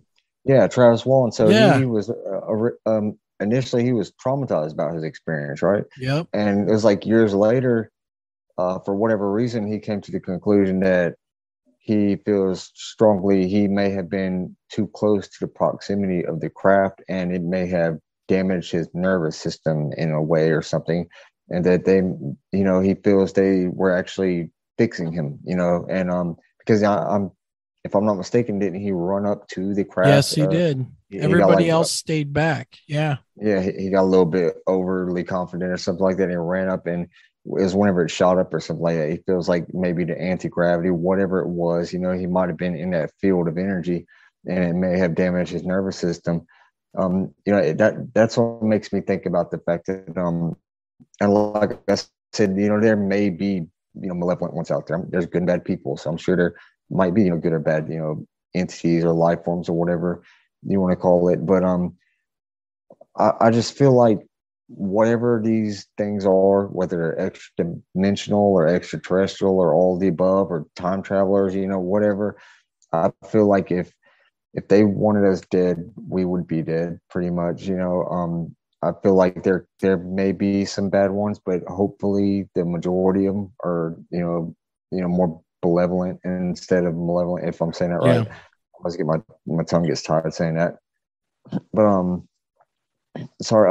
I was also going to say exactly like what you were saying. That report, even though it was so short, the fact that they're even acknowledging it to me was just like a major. Like they're acknowledging it. They're taking it seriously. There's to me, there's no way of getting around the fact that it's real if you got them admitting that they're spending tax dollars, on studying this stuff. Yep. I'm sorry, my head got a little scrambled there. I was bouncing around to the subject. I read save till later there, but yeah, that's cool. But what I was thinking of was Lou Elizondo. He was on Tucker Carlson, and this was a couple months ago when he did an interview on Fox, and he was talking about the UAP task force being given a permanent capability instead of a temporary one, and it forces the Secretary of Defense to annually report to Congress what they've learned about UAPs, work with our international allies on this matter. And I underlined and bolded this in my notes. It said, requires any recovered UAP material to be reported to Congress. So if there's anything at Wright-Patterson, Area 51, S4, whatever, they got to report that. And then to the point about injuries, it says right here, and report any adverse medical effects by our pilots that came into close proximity with these UAPs. Well, if they're asking for that, that means that happened. I want to say on top of that, I spoke to a couple people here recently. I'm not going to give their names out right now. A couple of them may be on my channel here next year once I get mine up and going. I've actually spoken to a couple of contactees who have reported, that's why I said this earlier, later on developing arthritis. And similar to the whole thing with, God, I forgot his name already, the guy from Fire in the Sky. Oh, Travis Walton. Yeah, similar to being like in the proximity of a craft. Two separate people I've spoken to here recently. One of them actually pretty well known. I'm kind of shocked that I actually got in contact with them. They spoke about having arthritis develop later on, and I guess from whoever they've been in contact with has been stating that it's not so much like it was intentionally done to them, it's more the effects of the craft itself, pretty much. And like I'm saying, there may be some some negative ones out there, that I hope there's not ones out there just preying on people. That's pretty horrifying. Maybe there is, but that's just what like my takeaway from it was. It might be a little bit more of the actual craft itself that's actually causing adverse effects on people. Yep. And sorry, there was something else that you were just saying a minute ago that I was wanting to get onto. My head just got a little scrambled there. Was it about the materials that are being recovered? Yes, that's exactly what it was. The materials, I wanted to state this earlier. Actually, never mind. I'm sorry. I need to get permission from this person before I say that. I totally apologize about that. No, that means that's good stuff, man. That's good stuff. So yeah, we'll save that for later. Yeah, thank you. Yeah. I don't want to get in any trouble. Yeah. Oh, no problem at all. Yeah. Okay. So you go through this report. Now you kind of have this almost like a weight off your shoulders again about this. Now you feel a little bit more at ease and you're not going crazy. The government is awesome. They let us know that everything's okay, that these things are real, but then we're kind of pissed at them because you've been telling us for 70 years that this stuff is all, and you've had the media in your back pocket making fun of people and all this stuff, but yet here we are. And now we got offices being set up in Washington, D.C. They're fighting about who's going to be in control and what they can, release to us now. And that's actually going to be what our news story is about in this episode from the LA Times. But what is going on now? Where are you at after this report and you start going through these rabbit holes? What opens up to you and what are you experiencing at that point? Okay. So I want to say first off, synchronicities overdrive for like the past year. And I got into I grew up next to blood cells. I looked in their story. I want to say this originally, and Chris already knows this, but I'm gonna go ahead and apologize again. When I first heard about the ongoing experiences after the initial experience with Chris, I started hearing about some of his more paranormal stuff, and I was thinking, okay, this is too crazy, like it's too out there. I kind of dismissed it at first. Then I started learning a little bit more things about like Skinwalker Ranch and some more bizarre things, and I'm like, well, if they've got like actual government officials or Department of Defense, whatever it was out there at Skinwalker, they're taking this seriously too. So I figured I should look into it. I started digging more into it, and I actually had a couple of experiences where I saw orbs literally pop out of thin air, and in one case, one materialize and dematerialize within a few seconds from each other, and that was just more a shock to my system. And I'm not going to say this person's name, but I met a person who really convinced me that remote viewing was completely real, and I started learning about things that the government has done in the past with remote viewers and stuff. So it's like, I'm going from, okay, everything like hit all at once this year. It's like UFOs are real, and then more paranormal things might be real, and then metaphysical, psychic type stuff. Sorry, everything. It was like an overload of information. But I started digging into it, and that's whenever I really kind of started doubting myself, to be honest. I'm not going to lie. I started thinking a little bit like I might be going crazy. I'm not going to lie. That's when Chris actually invited me over to his property, and I went over there and had an experience where it's a life-changing experience. I actually saw I lost count over 15 orbs, and I got a lot of them on video. And, just blew my mind, and I had a witness, 2 witnesses with me, we're seeing these things, and Chris actually was able to sense them. He told me, I spoke to him for about 5 hours before this all happened. He said, a lot of times people come over there and they won't experience anything. And how one bad apple can, spoil a bunch. And that further reinforced my, my beliefs that it has something to do with our frequencies, just because of the fact, everything has a frequency. I'm sure, I think it was Nikola Tesla, everything's energy, vibration, and frequencies. And that kind of goes back to my near-death experience as well. I got into all of that because of my near-death experience. So things started clicking a little bit. And it was like about 10 minutes before it got dark, Chris looked at me and he said, "We're going to see something tonight, Josh." And sure enough, within 10 minutes, we see these orbs start popping up. And it was just a shock to my system. I'm like, how did he know for a fact that we were going to see them? Because it seems to me like every night that I've went out and intentionally tried to see something, I've never seen anything. It's always random, unexpected. And I do want to say I've seen one craft. I've mainly seen orbs, but I actually did see one craft. I don't know if I've already mentioned that to you. But just like the orbs, it's always unexpected. But with Chris that night, it's like he could sense it. And I don't know if maybe it's because he's had close encounter, with his 4 hours of missing time. Maybe that gives him the ability to sense it somehow with that frequency thing.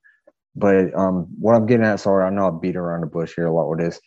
I feel like personally, consciousness has a major factor to do with all of this. Whether you're talking about UFO, paranormal, just everything. I just feel like just anything that has to do with phenomena, related activity.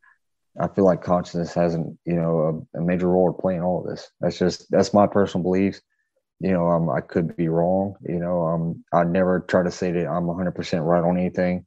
Like I told you on the break, every time I feel like I'm right about something, I realize there's so much more I don't understand. But that's kind of where I'm at right now with things, It makes me think like if his abduction experience did now allow him to tap into that and his his consciousness, and that's how things are created, then wouldn't it just be him because it's his consciousness? Why is that affecting you? Or when you're talking about now remote viewing and this kind of stuff, we're going back into the woo, but are we connecting? So if I can see something, like I saw that triangle craft, and I'm seeing it, is Michelle picking up on it? So now she's seeing the same thing that I am, because for whatever reason I'm tied into it, or vice versa. Maybe Exactly. I she think it's saw it, right? And I'm picking up on it because we're so close. We're husband and wife. We're very, close. We're basically almost the same person at this point with two heads. I mean, it's kind of silly. We finish each other's thoughts. Yeah. We talk about, what do you want for dinner? Get out of my head, all the time. These things are happening. So the consciousness, it seems like there's some type of communication. Now throw in remote viewing, throw in Chris Bledsoe having these things, and then you show up there and boom, you're seeing things, and now you're seeing a craft. By the way, what kind of craft? Oh, wow. I was debating on whether I was even going to mention that, because we were talking about woo earlier. If I can't say it without being honest, it's going to sound really bizarre, but I'm just going to tell you exactly what I saw. And I want to say this was early on this year, after I'd seen 2 orbs this year. I saw what looked like a crescent-shaped moon craft, almost identical to what is his name? The very first person, and I never heard of this guy at the time, the very first person who ever reported a UFO. The pilot, Kenneth Arnold. Yes. Do you remember those crescent-shaped looking craft? That's how he described them. And then he if I remember right, when I was reading about it, he said they were a crescent shape. He drew them out, and then he said they skipped across the water, and then the media ended up reporting them as a saucer. And he said it was never saucers. They were crescent shaped, like a flying wing. Yeah. And that kind of reinforces my belief on the whole consciousness also having, and the reason I believe that is because entanglement, like what you were saying, if you're familiar with quantum entanglement, like what you were talking about with your wife. Yep. And also going back to, my near-death experience, I wouldn't even know about any of this stuff if it wasn't for me, digging into the whole mind over matter stuff to deal with my physical pain. But, for whatever reason that got me into that, and I've just been, fascinated with all that consciousness stuff, for almost a decade before I opened up to any of this other stuff, being real. I want to describe this real quick. It's going to sound a little out there, but I'd seen 2 orbs this year, 2 ones I knew for a fact were orbs. Both of them were under the cloud, exactly a week apart, almost to the time. I mean, I was getting ready for work. I mentioned earlier the one flashing under the cloud, and where I saw the light hit the bottom of the cloud. It was a week later at almost exactly 5 o'clock in the morning before I was going to work. Instead of the left of my shoulder, this one shot over the right of my shoulder, and flashed just like the first one did. And I mean, this one was at 4:58. I looked at my phone and everything. So a couple weeks after this, I stumbled across the whole CE5 thing, and I was a little curious about it. I actually met a few people. We tried to do a CE5, thing. They did like a little meditation circle. I was really skeptical too, because I was so early into this. But I remember mentioning to one of the people that I was there with that I've seen a couple orbs. I'm ready to see my first craft. So we didn't see anything that night. We're here at the beach. Nothing happened. I go home that night. I go out on my back balcony, and like I said, I never heard of Kenneth Arnold.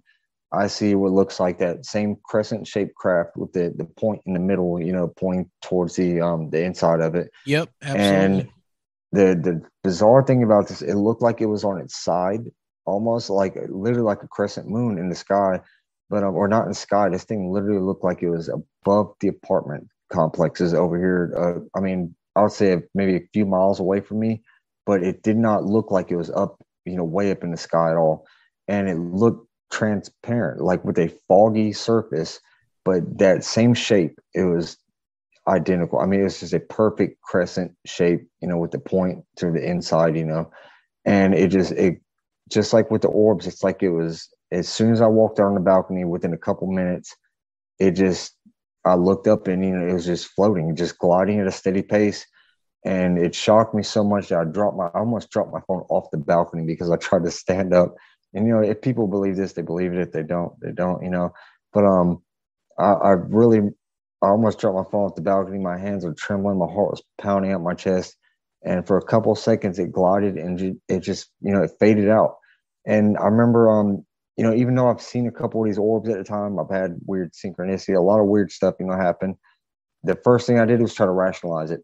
So I looked at the trees next to me to see if the wind was blowing, because I remember this thing was gliding at a good pace, and the leaves on the trees were dead still. There was no wind.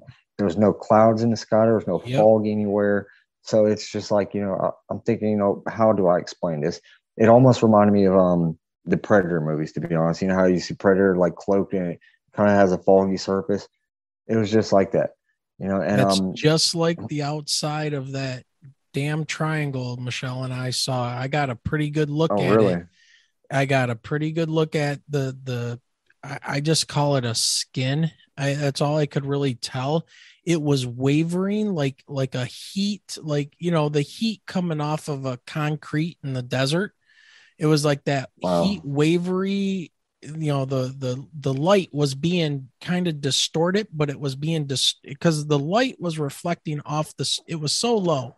The light that was reflecting off of the street up into the air was hitting the bottom of it, and it looked like metal being heated up. Like if you take a piece of metal and you take a blowtorch to it, and it'll change those colors, but it's wavery, right? And then above it, because the heat is distorting the light waves coming to your eye, it's bending the light.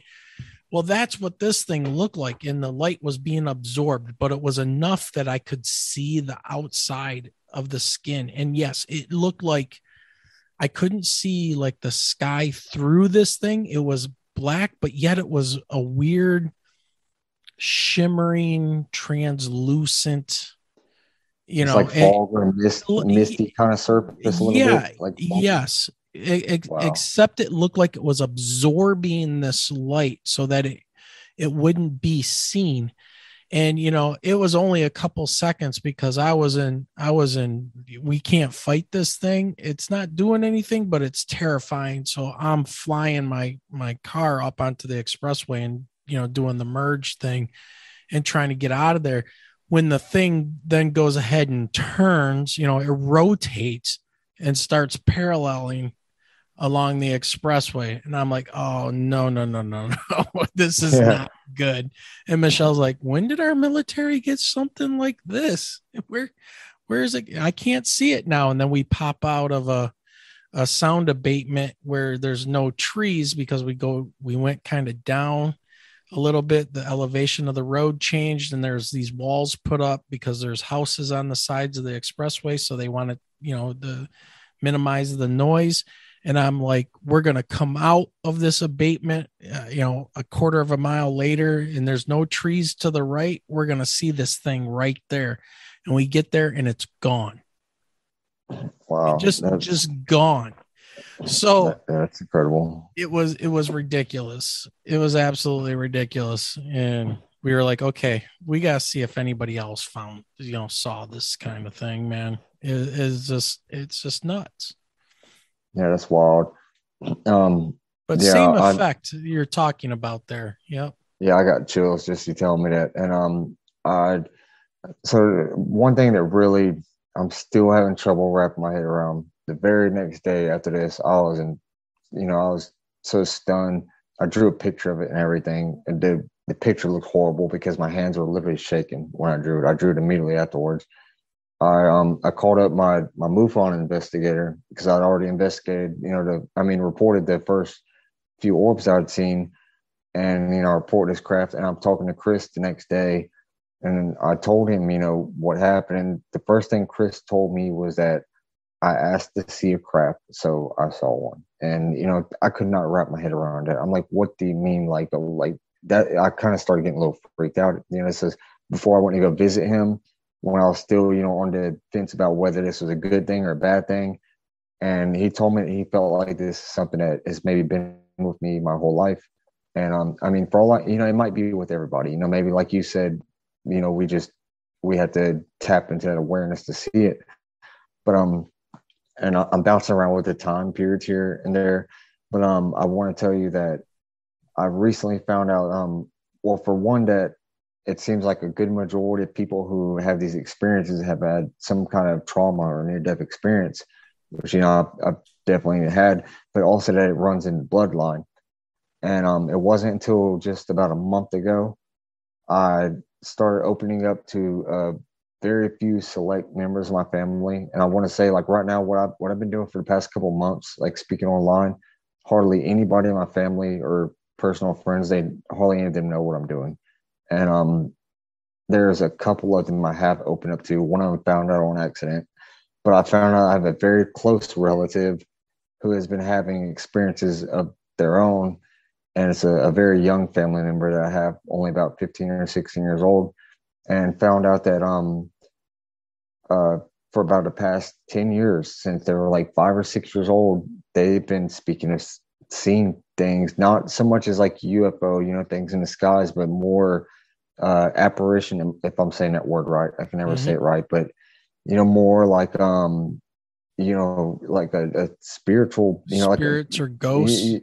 Yeah. Yes, exactly. And I'm still kind of trying to wrap my head around this, but it's also why I've been coming to the conclusion, all this stuff is connected somehow. But one thing that really like struck me when this person told me that is they said that when she sees this, it's like for a blink of an eye, like a frame of a second, it's like they see a person there that doesn't really look like it's there, but it's kind of like half in this reality and half not. And that really kind of hit me because, I've had a few experiences like that, it just, it just throws me off guard. And it was right before this, I was told, about this running in the bloodline. And I really want to ask you, actually, I know I turned this around on you a little bit, but what do you think about that as far as it, like, do you think this is just certain people, or do you think everybody has the ability to have these experiences? What do you think? Ooh, I think some people probably naturally have this, especially younger children that are not so much programmed by, the material world around us. They're very open-minded, and I've heard other people say that, so maybe that's where I'm getting this from. But I think like adults, I think that there are probably two types. I think you have the intuitive people that are natural empaths, and then they can have these the senses of there is this veil, there's this other world that they're able to tap into or see. And then I think there's just normal people that want to go about their business, but then they suffer some type of a trauma, that whether it's an accident or the death of a loved one they were very close to, or some type of really bad personal trauma that might happen, abuse or something like that from a parent or whatever, that will then trigger that awareness. Yeah. And again, I think that commonality between all of these things, Bigfoot, Skinwalker Ranch, portals, it just makes me think that it has to do with a consciousness awareness type of threshold that gets crossed somehow, that allows the brain to open up to these different states of consciousness, these different realms. And, and I wonder if that's where now, like the whole DMT experiences, and now that Harvard and I believe it's Yale as well are putting people through these experiments of taking DMT that don't know each other, that don't know anything about these experiences that people have, and they're all reporting the same type of entities in these trips that they're going on, and the same types of shapes and colors and very strange stuff. So I think we're very close to figuring something out with human consciousness and awareness, and maybe the whole idea of the multiverse kind of things. Because if you really think about it, and I had experience with this in the military, if you really think about it, what we take into our brains is limited by our five senses, right? Oh, exactly. I was just about to say that. Yeah, taste, touch. Light. Yeah. And light coming into our eyes is only a small fraction of the electromagnetic spectrum. So much so that the military, and I have experience with two of these different types of scopes. You have infrared scopes, which allow you to see in the dark. And then you have starlight scopes, which allow that amplify the ambient light around you so that you can see in the dark. And then there's thermal vision, which we used to use to track tanks that would pop smoke to try to hide behind, cloud cover and smoke cover. And we could just flip the switch and we could see their engine glowing in the smoke and hit them with a missile. So those other realms of visibility, they're invisible to our naked eye, but they're there because we can use technology to tap into them. So, I was actually going to say the same thing. Yeah. And I'm colorblind, right? Oh, so really? when I was in the military, so things look different to me because I don't see color. I only see a couple colors. So people wearing camouflage and things like that, I don't see shades at all. So I can still see the outline of you. Other people can't see you, but I can see you. I know where the sniper is. I know, I can see the outline. Unless you are completely blended in, I can pretty much spot, what's going on. And, so again, it's the awareness, it's our eyes. Maybe there's a certain type of glasses that you're wearing that might change your vision. I know that the eye doctor put on these special glasses for me, these lenses, and, to be able to see color, but then everything looked red, but I could see different contrast, right? It somehow changes the contrast, but, I don't know what light pink is. I don't know what purple is. It's blue to me.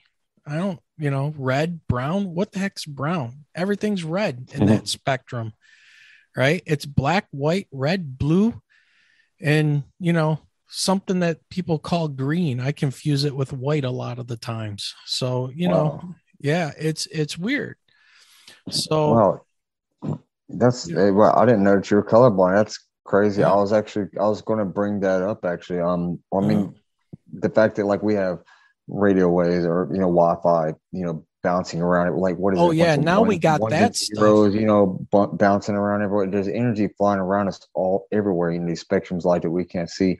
I was just watching, cause I love like nature documentaries and stuff. I can't remember. It's driving me crazy right now.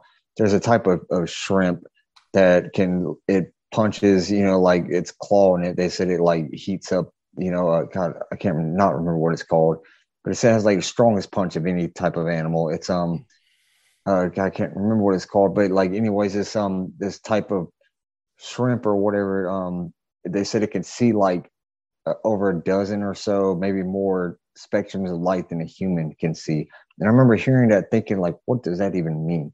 Like, you're right. You mean like there's, and then like you saying that, with you being colorblind, I can't even imagine how, that would seem to not know what a color is. So for another animal that's here on this physical plane, to be able to see other spectrums of light, like what are they seeing that we're not seeing? And I've heard other things about, animals being able to sense certain vibrations and things. And I meant to get on this earlier real quick. Whenever you mentioned the metamaterial, Lou Elizondo has openly admitted that he retrieved metamaterial from Chris Bledsoe's yard. And it's, I believe that's correct. Yeah. Yeah. Yeah. I heard him, it was actually on that UFO podcast, I believe. Yeah, that is what it was. And Chris actually showed me a picture of this metamaterial. It looked very bizarre. It looked like the drippings that solidified it to this metal.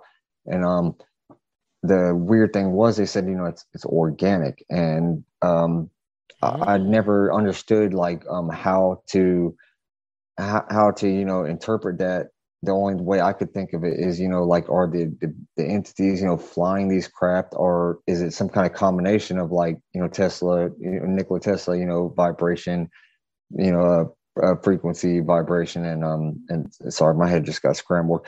But what I was getting to with this is Chris Jr. and Christina both told me personally that, and Ryan Bledsoe actually mentioned this on his podcast, that they did something whenever they retrieved this metamaterial, where whenever they picked it up, and I do believe it was Lou Elizondo who did this with them, they, in a blind experiment, they put the metamaterial in their hand, and each of them separately, without having no knowledge of them doing it, they felt like a vibration go through their body in a way. Like, it's really bizarre sounding. And Chris Bledsoe Sr. told me that it felt like an electricity set, felt like, just, electric is what he said.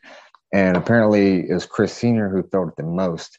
And he told me that it was so strong, it made his forearms, tense up, like his muscles actually tensed up. And whenever, they asked, why this happened, they said the only theory that they could come up with is that it may be because Chris Sr. actually had face-to-face encounter with an entity, or, whatever these things are, or, just been in some kind of proximity of the phenomena, whatever it is. I try not to put labels on things because I don't know exactly what this stuff is. Well, he was gone for 4 hours, right? Yeah, exactly. I mean, he was gone 4 hours. Yeah. Yeah, he could have, kind of like here in Michigan when it starts to get cold, we'll get people outside with winter coats on, but they wear shorts, and we say, hey, pure Michigan. But in reality, what's going on is, it's -30 out and people are wearing shorts with boots and winter coats. But really they're climatizing. They're becoming accustomed to the weather, and it doesn't affect them. So I wonder if that 4 hours that he spent, was able to acclimate his body to the materials that were around him, and that's interesting you say that. Yeah. Yeah. That's exactly what I was about to say. Yeah. Yeah. Because it's like we have sensory adaptation as mammals. You can go into, like, my kids go into my classroom all the time, and I've got fluorescent lights going, and none of them ever hear the buzz of the lights, but those lights are buzzing, but they're so used to it that they've just adapted to it. But I'm going to have to remember, because I'm trying to get Lou on the podcast, and I'm gonna have to remember and ask him about, him going, because I know Chris Bledsoe is very famous with his encounter. I mean, it's a very important story to be out there. And I can send you a link. I could send you the actual link to the video where Lou admitted. That's the only reason I even said it openly. Awesome. Because I heard him. I think I've seen that as well. But yeah, definitely send me that link. All right. Well, you know what, Josh, man, we've had just a crazy, just awesome conversation. And we've been at this. Oh man, when did we start? 7? We're almost going on 3 hours. Oh, wow. Yeah. Did not realize it's been that long. Yeah. So you want to talk about a time warp and missing time? I mean, this has been flying by. It's been absolutely amazing. Let's start thinking about wrapping this up, and what kind of story and what kind of other little synchronicities you want to drop on the listening audience here, and before we go, because you told me about one that was just hilarious, but not so much. Was it the shadow people or the no, the guy that walked up to you? Oh, okay. It's gonna sound bonkers, like I said, but and like I said, I'm not stating for a fact that I know this guy is what he claimed to be, but oh god, it's gonna sound so crazy. I'm gonna go and just say it exactly how it happened. So the I mentioned earlier, and just it's a synchronicity on top of synchronicity, when I saw the orb that flashed and hit the bottom of the cloud, the very next day, I had to go down to downtown Wilmington. I had a court date for like a minor traffic ticket, and afterwards, I decided to walk down to the Cape Fear River, of all places, here in Wilmington, an hour and a half away from Fayetteville. Same river, hour and a half away. And I just went down there just to, I don't even know why I walked down there, to be honest. I walked down there, and a random stranger out of nowhere just walks up to me. He's a very unique looking individual, I'll say that. He's a, he had like a what do you call it, fedora, one of those hats, I think that's how you say it. He had a cane. I don't know why he had a cane. It didn't look like he needed it. He didn't have a limp or anything like that. But he's just like he's a light skinned guy. He was very animated. He just walks up to me, and first thing he says is hey, I know you. He says, you're me and I'm you. And I'm like, what? And the first thing that goes through my head is like, okay, like this guy might just be kind of crazy, But then he goes, no, seriously. He says, you're me and I'm you. And I just kind of start playing along with this. And I just spoke about this on a podcast recently for the first time. And I go, oh, what do you mean? Like, like we're all connected, like, and he goes, yeah, exactly. But like, seriously, I'm you and you're me. And he says, I know, like, I'm an Anunnaki. And I'm like, what? And it just like I'm just like shocked. I'm like, wait, what? What did you say? And he's like, seriously, I'm an Anunnaki. And I'm just like immediately, I did not know what to think. And the weird thing is, I was researching the Dead Sea Scrolls like recently before this, and I got like on the Enoch and stuff, and I just started like bouncing around, and I just recently discovered like the Anunnaki, and I immediately asked him, like, why would you say that? And it's going to sound funny, but I asked him, I said, did you know that I just reported to MUFON? And he just laughed, and he goes, no, why would you say that? And I said, because I just reported to MUFON for the first time. And he just laughs, and he goes, no, I just picked up a vibe from you. And like I said, I swear to God, I'm not making up any of this. This guy could have been crazy. I have no idea. I don't even know what to think about it, but everything about this story is just going to sound totally bonkers and out there. I'm just going to let you know ahead of time. So he starts telling me, crazy stuff. And I realized really quick that this guy was extremely intelligent. Like, I mean, super smart. We got on the subject of quantum physics for a couple of minutes, and that's what I'm thinking. If this guy's, crazy homeless guy, he's, super intelligent. Well, I end up asking him at one point. Well, actually, I'm sorry. I need to jump back before I say this. He says something about how they've been here and they operate on a different wavelength of time, trying to fix some of our mistakes because, and I quote, he said, whenever we give you gifts, you keep effing things up. That's exactly what he said. And whenever he said, I busted out laughing, but when he said it, he said, you keep getting your gifts and you keep effing things up. And when he said that, he spun his cane around, really animated. And I mean, like, just like spun his cane. I mean, it was like a cartoon character. Like I was just total shocked. You can't make this stuff up. Okay. So he spun we his cane around. seem to say that a lot around here anymore. You just can't make this stuff up. Yeah. So he said, he said, you keep effing things up. And he takes his cane and he points it up at the sun. And he goes, look at that. He goes, look at how beautiful that is. And then this is whenever things got like super weird. I mean, it's already weird enough, He points his cane at the sun, says, look at how beautiful that is. Then he turns around completely backwards and points his cane. And right when he points his cane, like almost directly at me, a dragonfly happened to land almost immediately on the tip of his cane. And as soon as it did, it landed for like half a second and it started flying off. And he was following the dragonfly with his cane. Like I said, you can't make this stuff up. I would have made up a better story if I was. So he's following Dragonfly, and he goes, that's a sign right there. And I'm just in total shock, thinking, what is going on right now? And he said some other things. I can't remember every little word that he said, but told me, the whole thing about them operating outside of time or something, go backward and forward in time. And I asked him at one point, I said, man, why should I even believe you? How do I know you're not crazy? So this guy, you're going to think it's so crazy. He pulls out his cell phone out of nowhere and he hands me the cell phone and tells me to look at the time. And I grabbed his phone and I'm just, I'm, in my head, I'm just thinking, like, what in the world? This crazy. I look at his phone and he tells me, he's like, no, memorize that time. And it was either 10:55 or 11:55. To this day, I can't remember exactly what time it was, but I know it was one or the other. And then he said, remember that time. and he told me to restart his phone. And I'm just like, like, are you serious? And he goes, no, just seriously, restart my phone. And I held his button down. I restarted his phone, and when I cut it back on, man, I can't believe I'm even sharing this. I cut the phone back on. And I swear on my mother's life, like the phone went back 5 minutes somehow. It was 10:50 or 11:50, one or the other, whatever one. It went back 5 minutes, and I immediately pulled my phone out my pocket, and my phone had the exact same time. And I looked at him, and I'm like, how the F did you do that? And he just gives me like a smile, and he says, you just gotta have faith. And I'm just like, what in the world? And then I hand this guy back his phone. I don't know. I have no idea.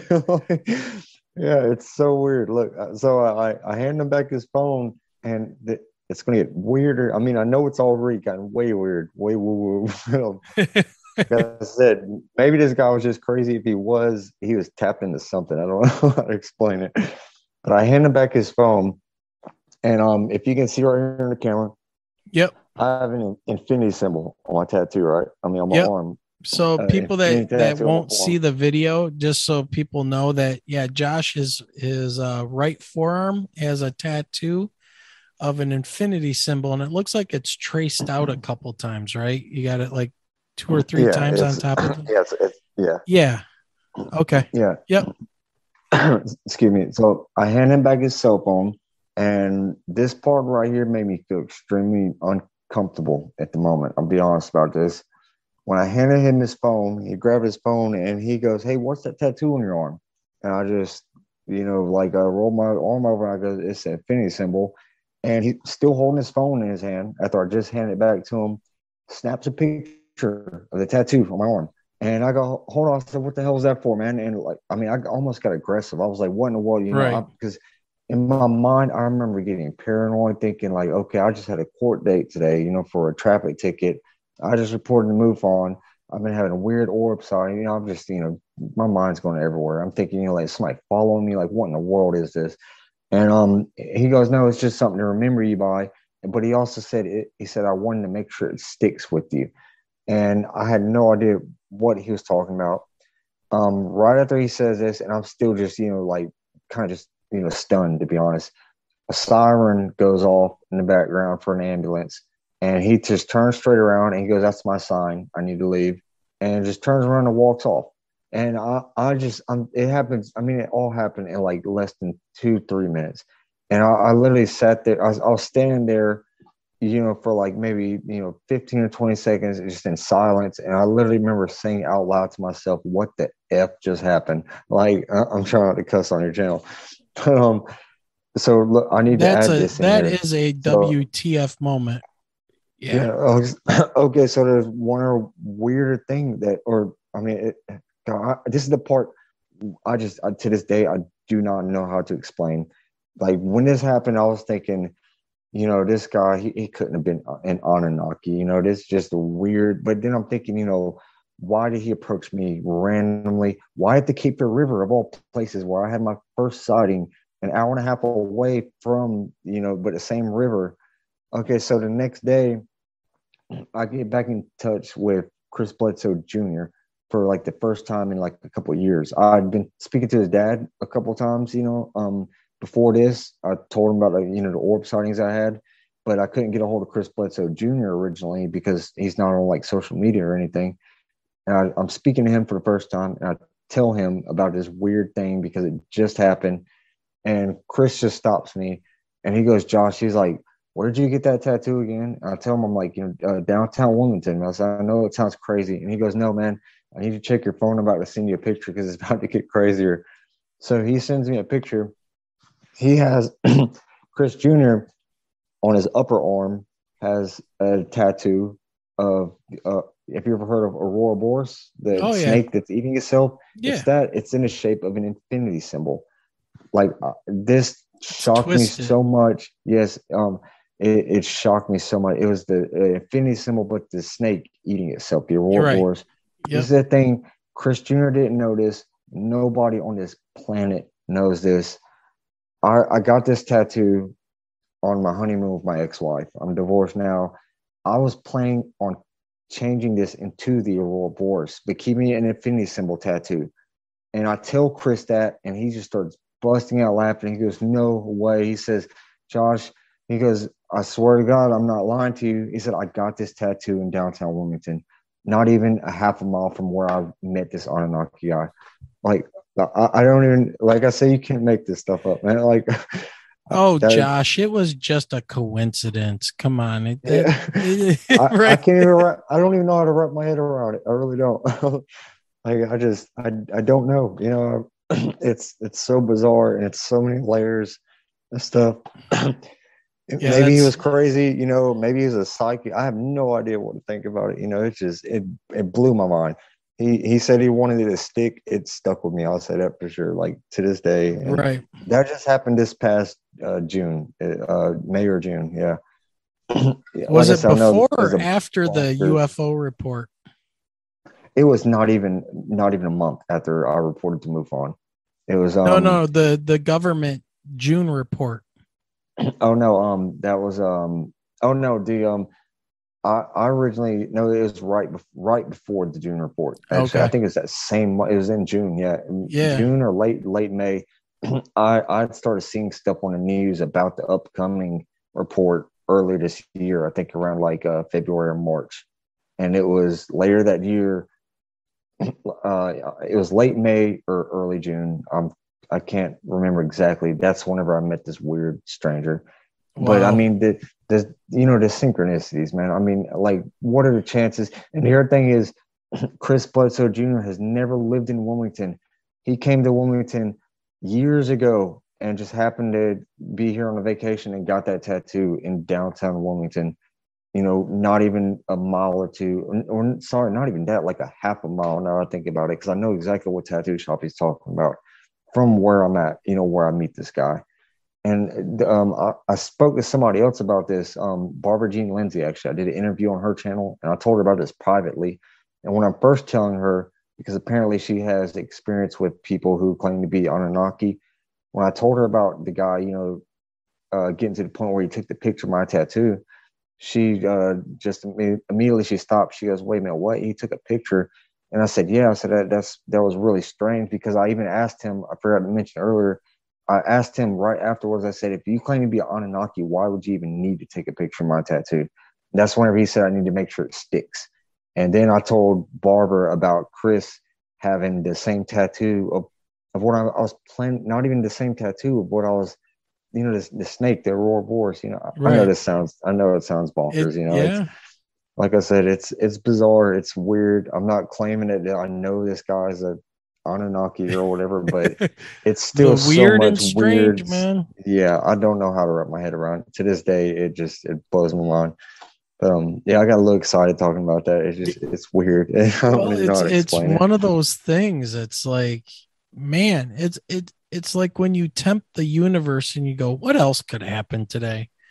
You know, it's like you don't want an answer to that, honestly. But man, yeah, that's a great story to end with right there. Yeah. We should get this wrapped up. Yes. Other than Chris Bledsoe Jr., it took me months to even have the balls to tell anybody about this. It wasn't until about a month ago I spoke about this thing, because I just thought it's so bizarre. Who's going to believe me? But I mean, it's the truth. Whether he really was what he said to be, it happened. Happened. You can give me a lie detector test. That all happened, you know. And you know, it'll be interesting to see if anything else kind of, you know, makes itself known, right? Yeah. About that symbol and the Aurora Boreas, and you know, that might be going somewhere still, you know. Man, all right, Josh. Yeah. So this has been an awesome. I appreciate night, and you know, we're just really touching on the surface of things, which is kind of lead me into a couple of my closing points here with you. I didn't get onto a couple of the there's a few other things I need to touch with you next time I speak with you, but definitely we got to do this again. But before you go, I'm sure our audience would be very interested in hearing about what you have coming up and what you're working on. Maybe you can get into a little bit of details with that, because if you guys are interested in Josh's stories and his experiences and what's going on, and it sounds like he's really becoming a magnet and very open to these things now after his whole life basically being a skeptic and just really opening up this year with everything that's going on. It's fascinating. But Josh, what do you got coming up, which I think people are really going to enjoy? Yeah, I have a Facebook, or I'm sorry, my YouTube channel is called it's Trippy Times. The Facebook page is Trippy Times group page. I actually have a few guests lined up. A couple people you actually know are going to help me co-host a few of those. I don't want to give out definite names right now because, you know, things might change here and there, but I will say I'm a little shocked right now that a couple of those people actually willing to come on with me. A few of those are people whose stories have never been heard, but you know, I want, like I said, I think all this stuff is connected. My whole thing about this and what's become so fascinating about this to me is the connections. I feel like it's bringing together all these people of different, you know, cultures, you know, just like we're all, you know, unique puzzle pieces. I like to say fractals, you know, that's just something I like to say, you know, we're a piece of the universe. But you know, I feel like we're all searching for the same answer, even though we all have different unique experiences. We're all coming together trying to find this. And I want to try to get as many voices heard as I can. And I met so many incredible people this past year. So yeah, Trippy Times. Right now it's Trippy Times Josh Casey, just so you know, some people know it's me. But originally it'll just be Trippy Times on YouTube, and that's one word. And on Facebook is Trippy Times group page. And I've been on a few other podcasts that I have linked onto my channel too. You know, Paranormal Chop Shop, UFO Garage, Cosmic Oracle, a few others. But yeah, it's moving fast, and you know, like I said, my heart goes out to people who have had negative experiences. You know, I'm grateful that mine have mostly been positive, but I wanted to try to, you know, hopefully get as much positivity out this as I can, and you know, bring people together, because it's been a roller coaster, but it's been it's been exciting for me, you know. Yeah, well, you know, and I just want to add in, it has been a positive experience because I think you picked kind of the right time to kind of come out and start talking about this and sharing your experiences.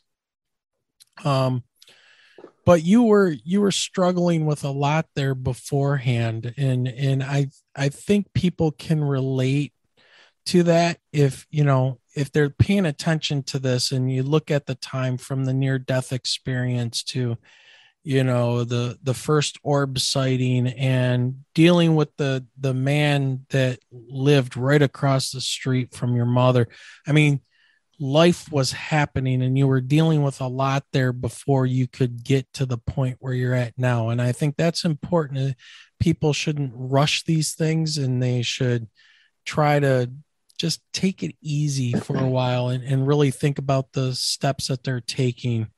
Yeah, I'm really glad that you said that, actually, because you're exactly right. And you know, like I said, the past, you know, or really my whole life, I've had random, you know, strange experiences, and I felt like I just wasn't aware to seeing them. But especially following that car accident, between that car accident and my very first sighting, I went through 5 years of extremely dark times that I'd rather not get into detail, you know. But I will say, you know, it was I like to say that, you know, struggle is nature's way of strengthening. I don't think I made that up. I think I heard it somewhere, but it's something I've always, you know, it's like something I've told myself every time that I've gotten down. But like you said, man, I feel like it's built up to this. And right now I feel like in the point that I'm at, I feel like this is what I'm supposed to be doing because I'm passionate about it. I don't care about the attention or anything or making money. It's just about the connections. I love that, you know, and learning from one another. You know, I speak to one person, like me and you speaking to each other. We're both learning from one another, you know, or at least getting new ideas, you know. Yep. And I believe you're going to have me on your show here once you get it kicked off, right? Oh yeah, definitely. Yeah. Hopefully you and your wife, hopefully. Yeah. Michelle will be there, of course. She's over here nodding her head right now. She's not saying much because today was like the last, day of school before break, and she's whipped and I'm working on an extra cup of coffee. So that's what's kept me going so far. But yeah, man, lots of great people out there, UFO Garage, Chad Smith, Paranormal Chop Shop, Gemma Jade, Dave Scott from Spaced Out Radio, and I was happy. I was ecstatic to have Chad, send me that invite to be a co-host with him and Sonny on Paranormal Chop Shop. And here on the other side of the screen, and I know it's out there forever on YouTube, but I had to take some screenshots of me in the frame with you are right underneath me, Sonny's above me, and then Chad's above him, and then over to the side is Jim Goodall and Michael Schratt. It's like, oh, that's the same one I was on with you on there. Yeah. That's right. I forgot all about that. Yeah, you popped on there and you were, you got to ask some questions and stuff, and man, that was awesome. There's a couple legends right there. I mean, yeah.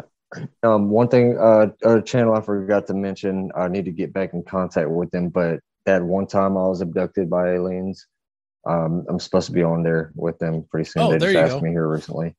Yeah, yes. Those girls are hilarious, to be honest. They remind me of a female version of Ben and Joe from the UFO Garage. Oh, geez. Okay. Yeah. Check them out. So, yeah. All right, people. So if you enjoyed this conversation and you like Josh's story and you want to know more, Google's your friend. Look up Trippy Times, Josh Casey, spelled Casey. Go subscribe to his channel already so you'll be notified when he starts putting material out. And we're definitely happy to help him out in any way. He's not a Michigander. I don't know. Do you got any ties up here to Michigan at all? I always have to ask if, you got any family you come up here at all? No, I'm not that I know of, but okay. Super excited to be on your channel though. Yeah, but man, this is great. So, all right, well, we're going to go ahead and end this because we've been at it 3 hours. So, and this is how these things go. And we'll definitely have you back on and we'll cover some more craziness because I'm sure by the time we get you back, there will be a lot more to talk about, man. All right, man. Any last words before we go? No, just that I should be visiting the Bledsoes here next week, hopefully. So might have a good experience to say from that. Awesome. Yeah, definitely be getting back up with you. All right, Josh, we're gonna go ahead and say good night. Michelle, you wanna? No, have a great night, Josh. All right, Josh. So thank you very much, and everybody, we'll talk to you in a minute. Well, I would probably guess that after he talks to Chris Bledsoe, we're definitely going to have to get Josh back on. I want to talk more about the shadow people. Oh, absolutely. He's got all kinds of experiences now after that near-death experience that he had in that accident. I mean, I can't even begin to imagine being able to lay there and think that you're dying, but you're just telling people around you, it'll be okay. It'll be okay. And his story is not the first that I've heard that after people have these kind of accidents where they're in these near-death experiences and in a coma that they are changed, whether it's because they've gone to the afterlife and came back, or just in his case, just opening up to different things. It's really the opening of the realms. Yeah. All the different realms. Oh, man. What a fantastic interview. And Josh, we can't thank you enough for coming on the podcast. And everybody, we're just going to go ahead and we're going to end it there. It was a lot to take in and listen to. That was a long interview. And like I said, we're just scratching the surface. So, Michelle, I think we should just go ahead and get out of here and get ready for another podcast because it's coming soon. Guys, we'll be back after the holiday. So, all right, everybody. Thanks for listening. Have a good night, everyone. And remember, keep your eyes to the sky.